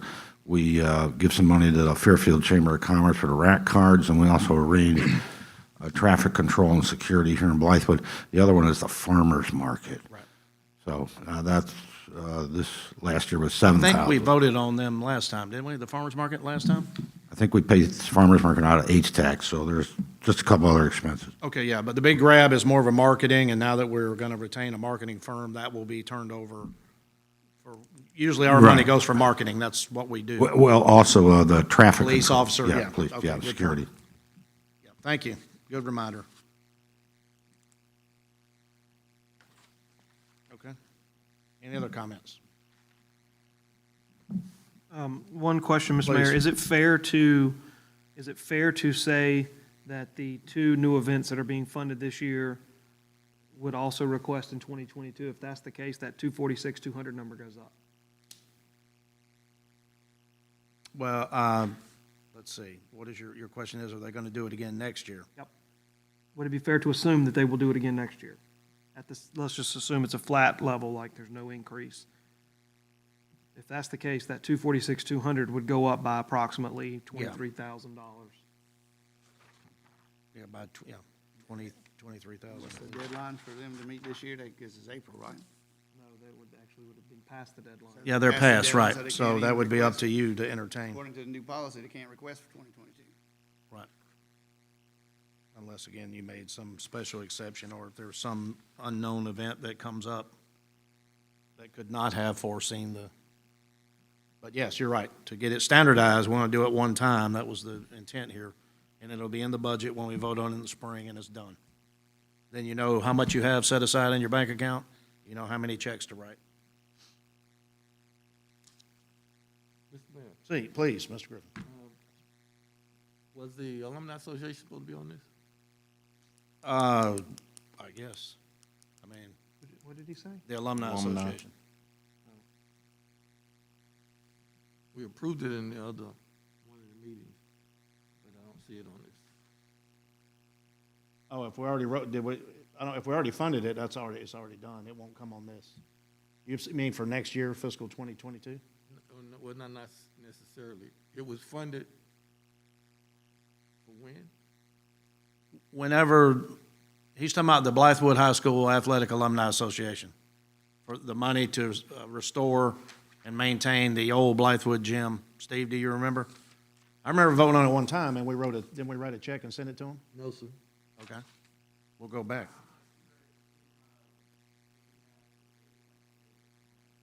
Okay, we'll go back and look, Mr. Williamson. We did approve that. I don't recall, I think it was $6,000.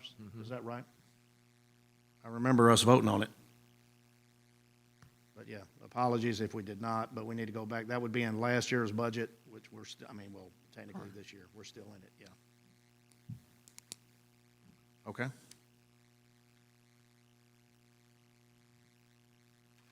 Any other questions before we move on? Just want to introduce this to everybody, make sure everybody looks at it, make sure the public sees what we have in front of us, we're not missing something. And that's how we'll go forward in conversations with this based on how much money we want to spend. Okay? We will move on now to item D. We have a question?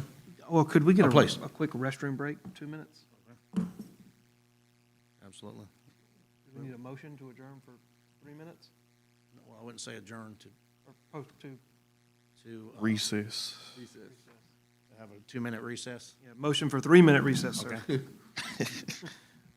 There's been probably a motion to second for a 3 or more minute recess. Just say 5 minutes, bro. All in favor? Aye. All opposed? Okay, we will He said, have a recess, brief recess. 3 minutes. Run, bro, run. Run. Not adjourn, recess. The facilities, one. Yes, ma'am.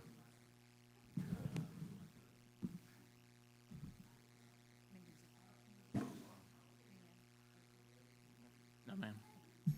162,487. 162,487.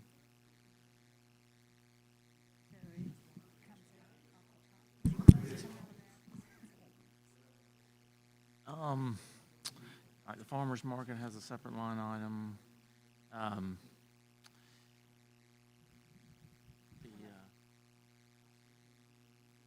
There's some regulations associated with the state accommodation tax. A certain amount goes directly to the general fund.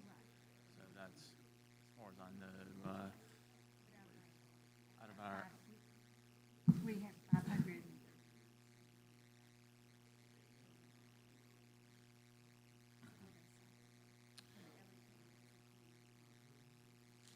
that's right. And then you have that, I mean, the big one is that bond payment. Anything else would be pretty minor.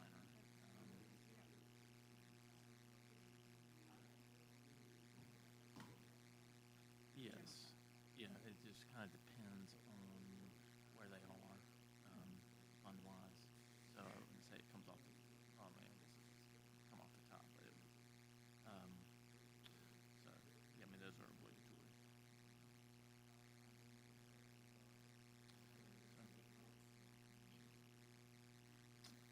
No, I mean, they really didn't make any decisions.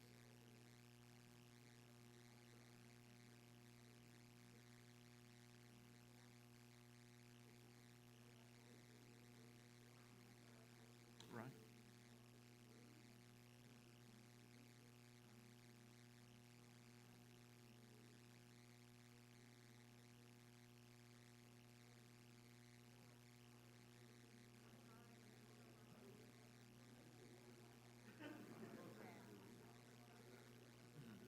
And that may be a special revenue fund expense here. I just don't know what that is.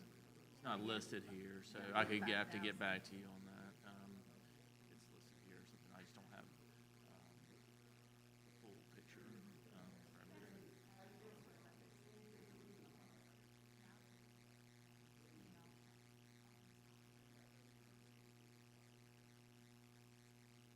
Yeah, right.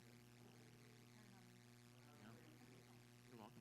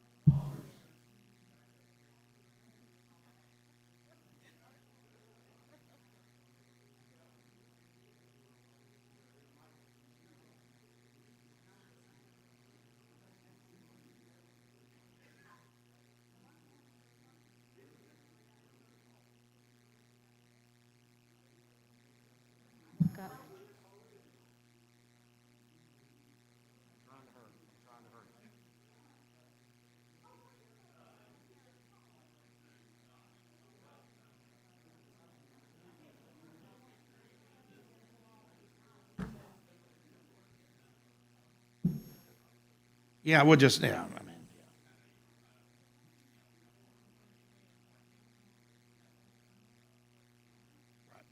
yeah, we'll get to it before that. I just wanted to. That's fine, and we'll get, and all these will be contacted. They're welcome to show up. If they don't, they don't. But the good news is a lot of this is carried over from last year because we didn't use it, and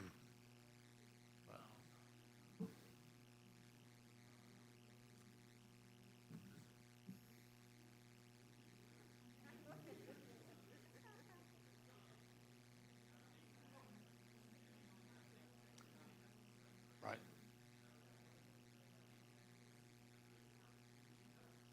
Yes, I was.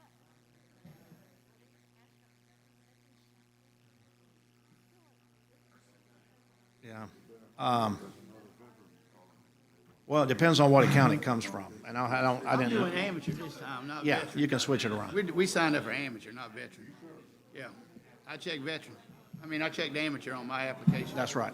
Yeah. Yeah. I turned it in to Tony. I paid the 75. Yeah, but we're I going to turned it stand in up to another Tony. It's committee a- because we need it's to get it amateur. away. Steve, That's why I changed the name, because my other team ain't cooking. it needs to so be an I just- disinterested public body. Yeah, absolutely Okay, right. that's good. I talked to Billy Truesdale today, because he was a fireman, Ricky There Allen, you we go. all work together at the fire department. I'll But yeah, ask we're former looking forward mayors to if they it. want to step up and do stuff like that. They so. say they already got their sights assigned. 54 teams. Okay, good. Hey, That's good. he said y'all already assigning spots. You know where I'm gonna be? You know where I'm gonna be?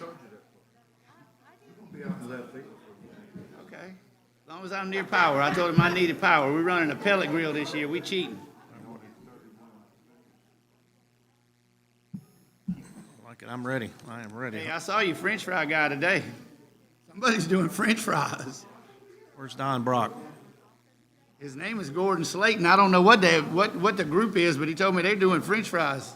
They already signed up, so. His 2 minute and 37-second break is over. Right now, we're going to try to bust through this. I'm sorry? To have what? I can't. He always We are, and it depends on what the written law says. Like for SAT, it's got to be nonprofit, so, and we're looking at that now too. That's what we're looking at. I will get you an answer on that. That's what we're talking about. We're standing up. That's why I didn't want to vote on these independently. Good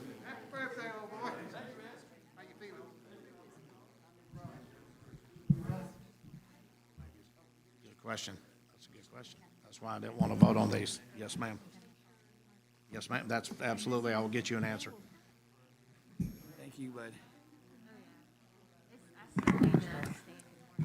That's the first I heard of that. That's the first time.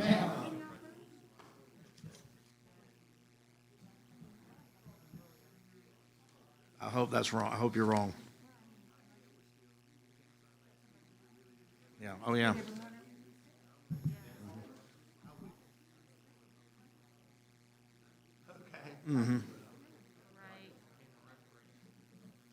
I want to give away half of that myself. That's my goal. And keep the other half. That's their total?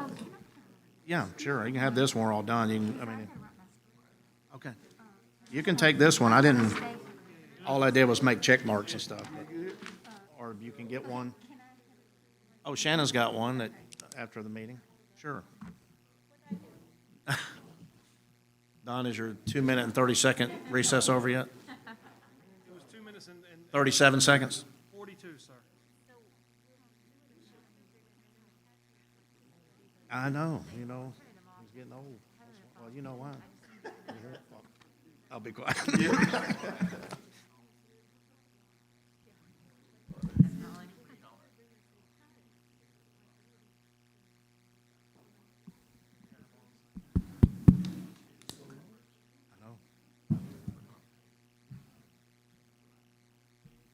Okay, I'll call us back into order. Thank you all for indulging us for a quick break.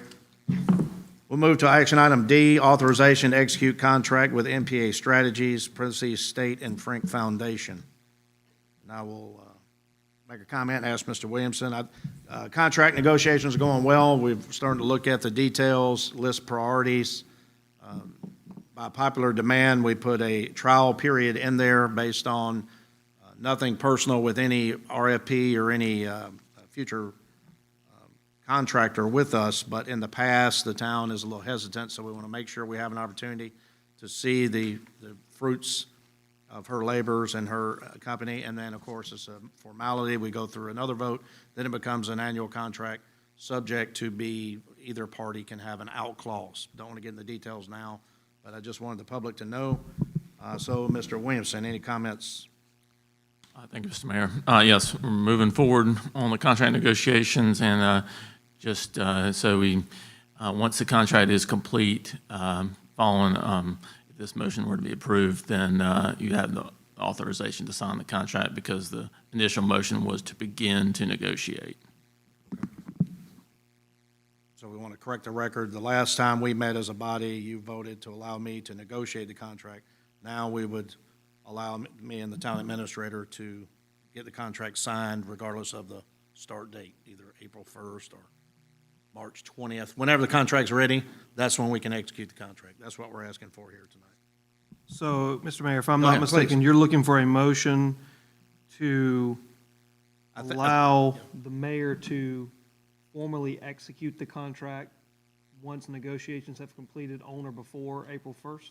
I wouldn't put the time clause in there. You may if you wish to. Well, the But mo- I think the wording we used last time was not conclusive. It wasn't detailed enough. It said for me to start contract negotiations, but it didn't say to execute a contract with her now that she's won the bid. But it did reference an April 1st date, I believe, to That's- complete negotiations. Yeah, I That's don't think we correct. said that. We went back and listened to the record, and it wasn't clear. Go ahead, Just to please. confirm, it did say to begin, for the contract to begin April 1st is how the motion On read. that day, okay, on Right. that day, but So if you wanted to correct that, then you could correct that with this motion. you. But correct, I mean, that's how it reads now. That's what I thought. Okay. so you don't, my recommendation, don't put a date on it, because if she's ready to sign and we're ready to sign based on our attorney's advice, we could sign this thing the day after tomorrow. But if you said on or before, then that would encompass now until April Right, 1. if you say on or before, right? Yes, okay, that's what I'm saying. I would Yes. make the motion Okay. with inclusive of on or before. So are we gonna see the contract and the amount? I mean, because, I mean, we really don't know the amount of the contract. I mean, we know there was a wide range of, here to here, what we're gonna pay for. So are we gonna exactly know the monthly fee that we're going to pay before we, vote on the contract? We certainly can do that, if that's be your pleasure. Okay, Go ahead, ma'am, please, Ms. Burnett. can Can you hear me? Am I on? Okay. So this was something that, that Carol and I had talked about, because before when we had discussed the RFPs and the contracts, we specifically said that it was, they were getting the RFP to be able to then negotiate the contract, right?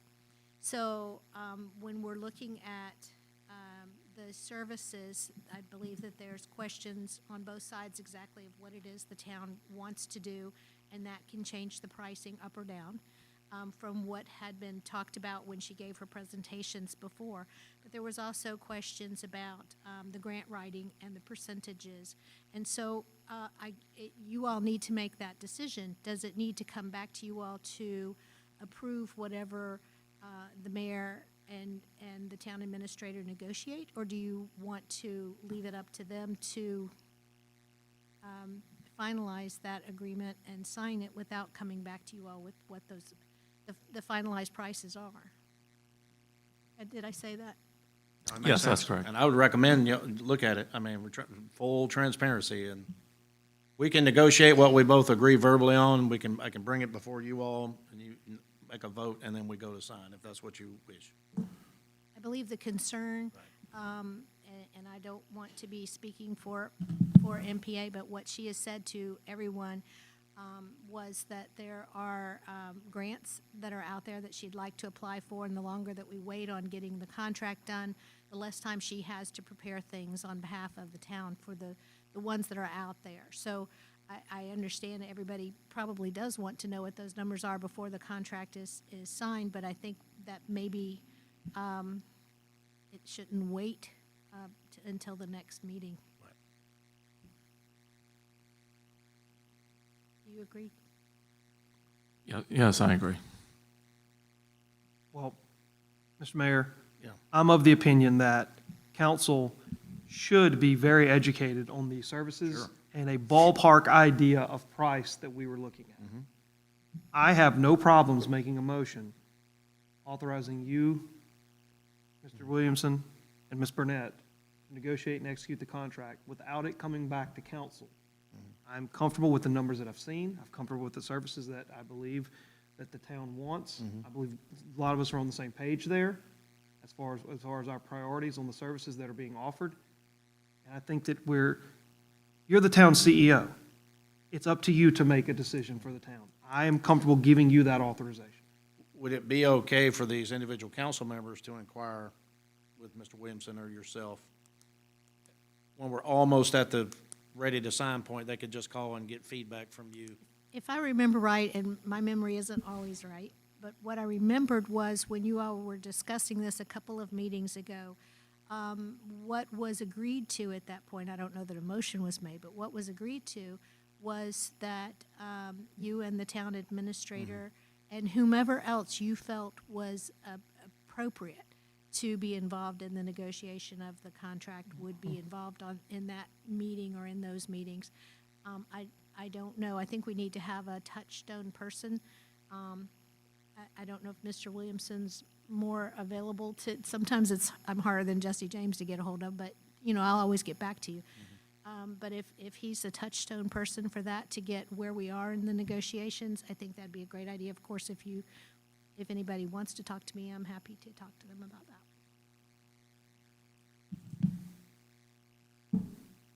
I'm just concerned that we're going to have too many chefs in the kitchen. Well, right, maybe. And at some point, you have to make a decision, and you have to go with it. That's the beauty of the opt-out clause. It gives you the option to opt out. If you opt out, you could obviously enter into renegotiations at that point. That's true. So, again, there are deadlines that we are going to miss if we continue to drag our feet on this issue. We've made a decision. I believe that it's your responsibility to put the town's best interest in the forefront and sign us and negotiate and execute us a contract. And you know what? If we don't like it after 90 days, we can get out, or we can renegotiate. I want to, and I don't mean to be splitting hairs, but you all have said it a couple different times, and I know Ms. Hunter has brought up a few times when this was said this way, and that wasn't my understanding. So I want to make sure that She had presented us with a proposed contract back in January, I want to say, and this whole idea of an opt-out was in her contract as a transition period, not an actual opt-out, not those words. It was basically, if either party is not happy, or if we're not happy, we can give her 2 months' notice. And so that is an ongoing thing, but the transition period, it wasn't an opt-out period, a transition period had a lower monthly payment, but of course that was for the services that were designated in that agreement, which may not be what it ends up being. So you all are saying opt-out. I think she's probably going, wait, that's not exactly what we talked about. So it was a transition period. Do you agree? Yes. Mr. Mayor, I will make a motion to authorize mayor, town administrator, town attorney, and any individual you see fit to negotiate and execute a contract with MPA Strategies on or before April 1st to procure marketing services for the town of Blythewood. Second. It's been probably motion and seconded to authorize the mayor, town administrator, town attorney to execute contract with NPA Strategies, State, and Frank Foundation on or before 1 April. Any further discussion? All in favor signify by saying aye. Aye. All opposed? No. The ayes have it. The motion carries. Thank you. Move to the last action item tonight, the Doco Meadows Park Security Improvements. And this is a collaborative effort between all the council members here.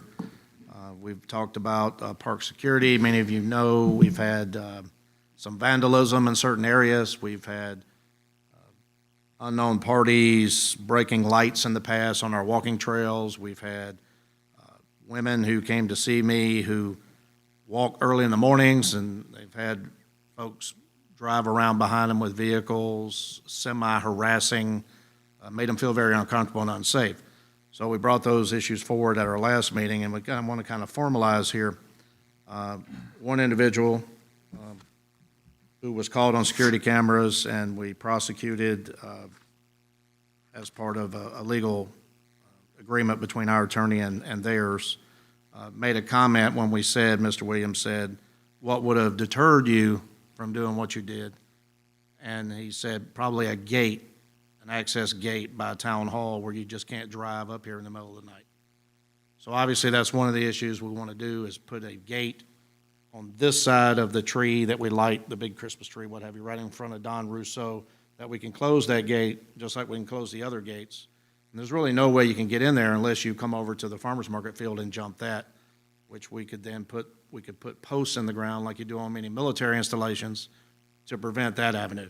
Don't want to put turn this into a fortress or anything, but certainly want to have a gate. And then if the council agrees, we'll start writing up an ordinance, a trespass ordinance, that the park will be open from dawn to dusk unless you are ticketed for a special event or attending a special evening event or what have you.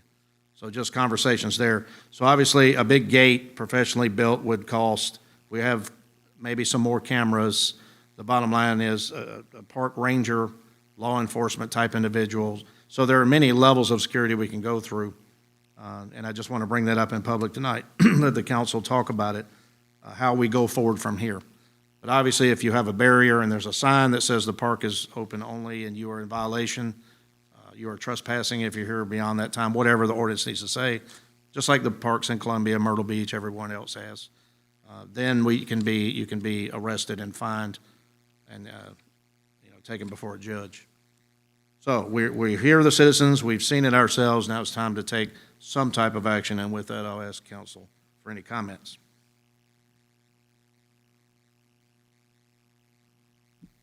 Or ideas.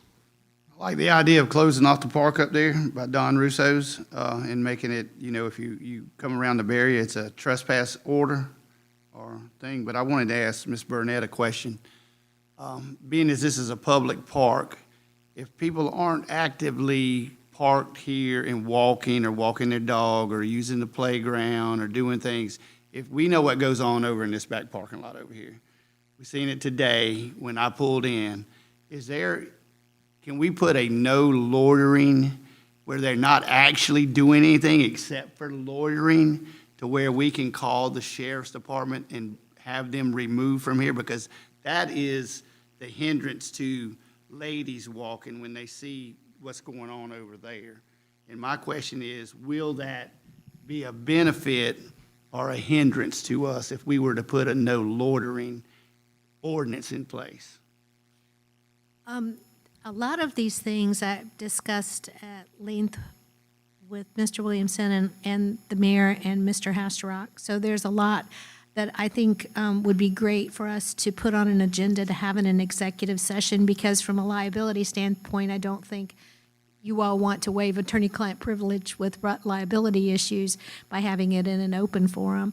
But I can say, so far as the no loitering, what made me smile about that, I know exactly what you're saying, because I've had that problem in walking in the park myself. But what is a park but a place that you loiter? So I think there may be areas that could be appropriate to put those signs. But I think a park is a place you kind of park your behind and sit for a while. So I think we need to have more of a rules list, a list of, put more intent behind it than just loitering. And I think that's very doable. Steve looks like he has an example of something. Mr. Hastrock.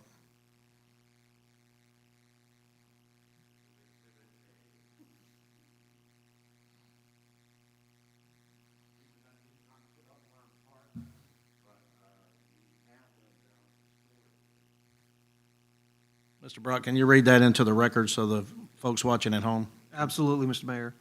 This sign states, "This property is under the jurisdiction of the Richland County Sheriff's Department. All federal, state, county, municipal, and local laws apply. No trespassing, no loitering, no solicitation. Thank you, the town of Blythewood, South Carolina." It ends on a positive Yeah, note. so- something similar to that, right? Yeah. And then the little fine, the little disclaimer, fines up to $500 or whatever. That's all, I think that's all fine and good to we could pass an ordinance, that's all fine and good, but the enforcement body would be Richland County Sheriff's Department, correct?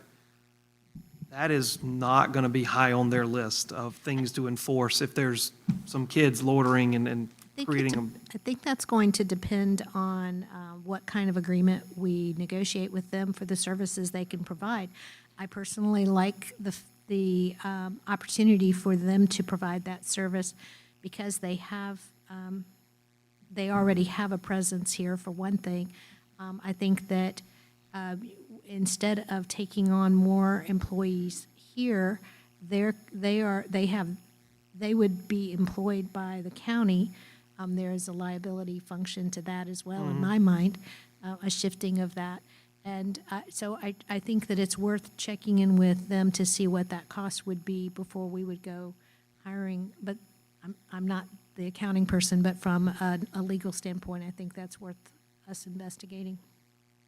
I'd say the gate should come first, the physical, and just, well, if council does not mind, get Steve, Mr. Williamson, to get some bids on what a fence would be, a gate. And then when we close that gate for the first time, and the park is open from, it's really easy to spot a vehicle when you drive by here at night, and if there are vehicles out there and there's no event going on, you just call RCSD and say, we got a trespasser, and they just ride over, make an arrest. I mean, to try it, I'm saying that would be step one, in my opinion, but what say you? I like the idea of a gate that would make it somewhat prohibitive to get a vehicle in the park.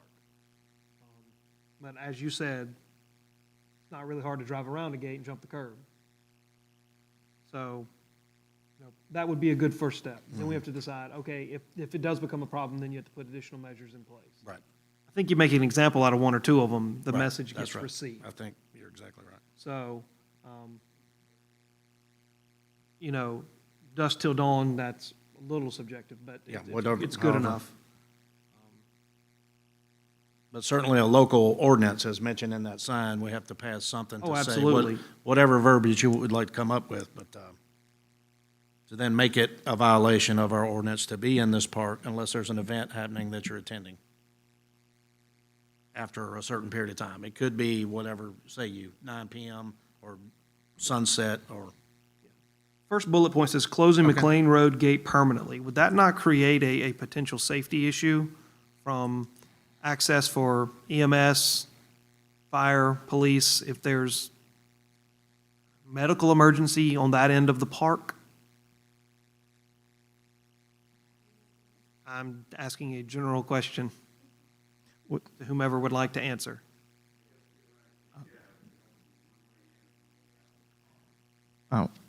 I'll take that from you. There is, and I can't remember the fire code on that access piece, but you do have per the amount of folks in the park. So you do want that access there at any given time when you're open.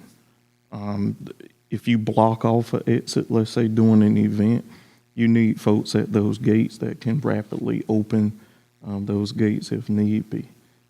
So there are some things that you can and cannot do based upon the occupancy in the park at that time. There is a sign down there stating that these gates close at 4:30, correct? Yeah. They open at a certain time, close at a certain time. Either 6.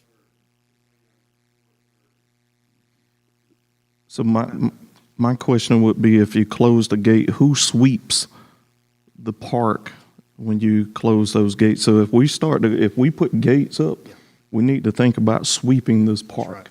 Somebody needs to make sure that everybody is out. Steve just doesn't need to leave at 6 PM and lock the gate. You need to make sure that everybody is out of the park. That's vehicles and people walking. So that's something else that we'll have to think about when we lock the park down. Yeah, but the Sandfield and the McLean Road gate closed at 4:30, left the main gate open all night, there's never been a gate there. So those two closed at 4:30, which, now that they're not open during the daytime, it just depends on where you're coming from. To get to the town hall or park, you have to go all the way around to get in the main entrance, which I think that's an issue from up until 4:30. I mean, after 4:30, I think those gates were always closed and people just knew it,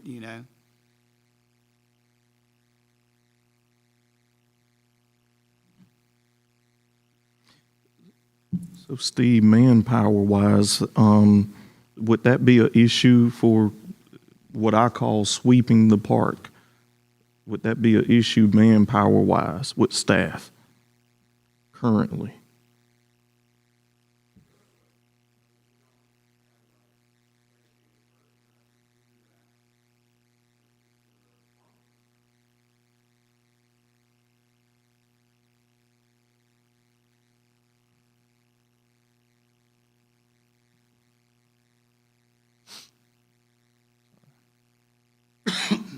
Here's really some of the issues to think about. Monday through Friday, opening the gate, we do have the maintenance staff for the town, Cecil, Lee, Jason.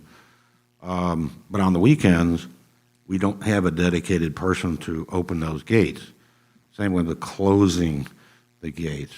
Monday through Friday, we don't have a dedicated person. Now, if we had an event in the park, then it would be my staff. We could assign them the responsibility of closing the gates before, after the event is over. So it's, but we don't have a person that would sweep the park, make an announcement somehow. If there were vehicles in here, what would you do? Call Richland County Sheriff's? Would you have a bullhorn and say, the park's closing in 30 minutes or something like that? So these are some of the details we have to work out. absolutely. And that, you hit dead on the nail. That's exactly what I wanted to find out from you, from your end, staff-wise, and those recommendations. So thank you. Right. Welcome. Any other questions at all about that? Good point. Yeah, there's a lot to be said for how you attack this issue, but certainly the barrier would be first, figuring out how to, we can go ahead and start getting the bids regardless, and then if we figure, do an RFP and see what it would cost. Go ahead, please. When we do the RFP, could we do two? So could we do one just for the gates and then one for the extra barrier pieces around the farmer's market field and so forth like that? Can we do two so that we kind of have an idea of what, if we go forth with the whole piece, how it would cost us? Okay. Yeah, we can certainly do that, or I mean, include that in just an RFP that just breaks it out. But those are two kind of separate Line things. by line. One thing in that second one with the extra barrier pieces, I would make a suggestion, just because when me and Councilman Brock took a walk through the park and we just looked at potential safety issues that could arise. Those, I call them bump guards.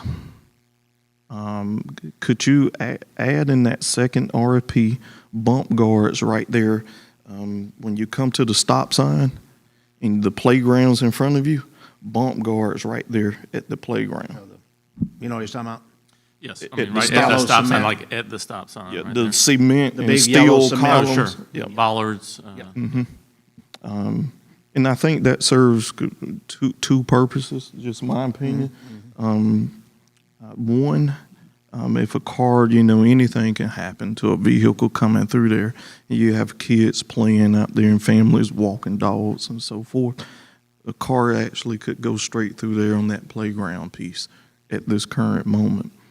And that could prevent a car from going through there. And then number two, those can serve as decorative sleeves, as me and Councilman Brock talked about, like during the holidays. You can slide some decorative sleeve across there like a candy cane at Christmas time and so forth. So some things to look down the line that you writing that down, right? Yeah. Good idea. No, it's good. It's safety. We like it. I just think if we're going to go forth, with an RFP to kind of, give us that broad scope. It may be cheaper to add it in the beginning and then come back and kind of piecemeal something that's all in one for that. Sorry, sir. Steve. Mr. Hasterrock. I also want to point out, if we're talking about barriers and things, another critical area is behind the depot building. You can drive down that road where the railroad is and go right behind the depot building and boom, come over the grass and you're right at the playground. So that's another area to explore, putting guards. We'd have to look at that. That's right away, federal right. We'll have to find out about it. But Railroad that's a and. good point. Yeah. Steve, while you're still up there, if they're talking about an RFP, one thing that you have discussed with me and Mr. Williamson, I'm sure at length, is the need for more cameras. Do you want to explain that need now? Yeah, absolutely. We just have certain areas in the park that we can't see. The athletic field is one, and also the McLean Road or gate area is another. We had a quote a couple years ago, but we didn't act on it. Playground area is another one. We just have dead zones in the park. The park is getting busier and busier and busier. So some cameras, some updated cameras would also be something that I would highly advise. Yeah, good point. When he's saying the updated cameras, one of the issues that he's had working with me with any kind of vandalism is the quality of the camera and being able to identify who it is, or the car, the make and model of the car, or hopefully the license plate or anything like that. But with the cameras that you have, that's been a challenge. Right, especially at night when it's dark. I mean, those cameras were installed 4 or 5 years ago. They're 3 megapixel cameras that are now up to 6 or 8 megapixels. So we could also invest in some better cameras. Tag readers, more high-intensity tag readers. Yeah, and all this, as we'll see when these RFPs come back, we can include that, and I'll work with Mr. Williamson to do that. But it's going to be potentially a big bill Yeah, that we have not budgeted for, nor will we resource for. Right. So in that regard, Councilman Sloan Griffin took initiative to reach out to our state legislators and ask, and sir, if you would, please. All right, certainly. Excuse me. So for transparency, when we start looking at, infrastructure upgrades and things that we can do in the town, I had a conversation with Representative Garvin about funding requests that we, the municipality, can ask for from the legislator. Me and Councilman Brock took a tour here in the park and looked at some things, and I appreciate him from being willing to join in. And we had a good time out here looking at things and talking with a few folks as well. So we kind of missed the grand opportunity, what I call, as far as requesting funds. But there's some points there that we can inject and ask for some funds, and that's what we done. So we asked for $250,000 for these improvement projects, and I'll read them. Security improvements, adding emergency call boxes with cameras throughout the park. So that's those blue boxes you see in some park facilities, and if you pull or press the emergency button, the cameras activate so that the call center that they go to, they can actually see what's going on, see you and around you if you hit those buttons. The main gate entrance piece and railings that we're talking about is included on that. The bump guards are included in that on the playground areas. The athletic field, the drainage improvements on the field there that Steve talked about a lot there, and field lighting, so some lighting pieces there. The walking trails were next. Make improvements for the washout pieces on the walking trails, repairing holes, cracks on the flooded where the tree roots have started to grow up through the paths. Some lumber replacements on the walking bridge. I'm looking forward down the line on that. And then we got into some playground pieces. I know that we look at adding some ADA playground pieces once a year, so added that on there.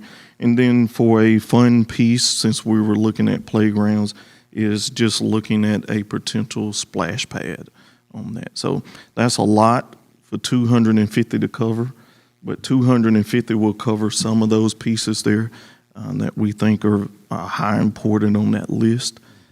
So I'm hopeful. Our representative is hopeful that those things will pass. And once we get reading back, the mayor is the POC for that. He'll be notified on those pieces there, and then we can come back and allocate. But it does not stop us from doing what we're doing tonight, and getting those bids, because we would need those certainly down the line. Thank you, Mr. Mayor. All right, thank you. I appreciate it. That's it in a nutshell. All right. Any other comments from the council? I guess we don't need a formal vote. I'm going to do the RFP process and bring it back before this council, if that please you all. All right. Any comments tonight from the citizens? Open citizen comment. Okay. Thank you all for your patience tonight and attending. Having said that, we'll now move to executive session, section 30-4-70 Alpha 2, discussion of negotiations incident to proposed contractual arrangements and proposed sale or purchase of property, the receipt of legal advice where the legal advice relates to a pending, threatened, or potential claim or other matters covered by the attorney-client privilege, settlement of legal claims, or the position of the public agency in other adversary situations involving the assertion against the agency of a claim.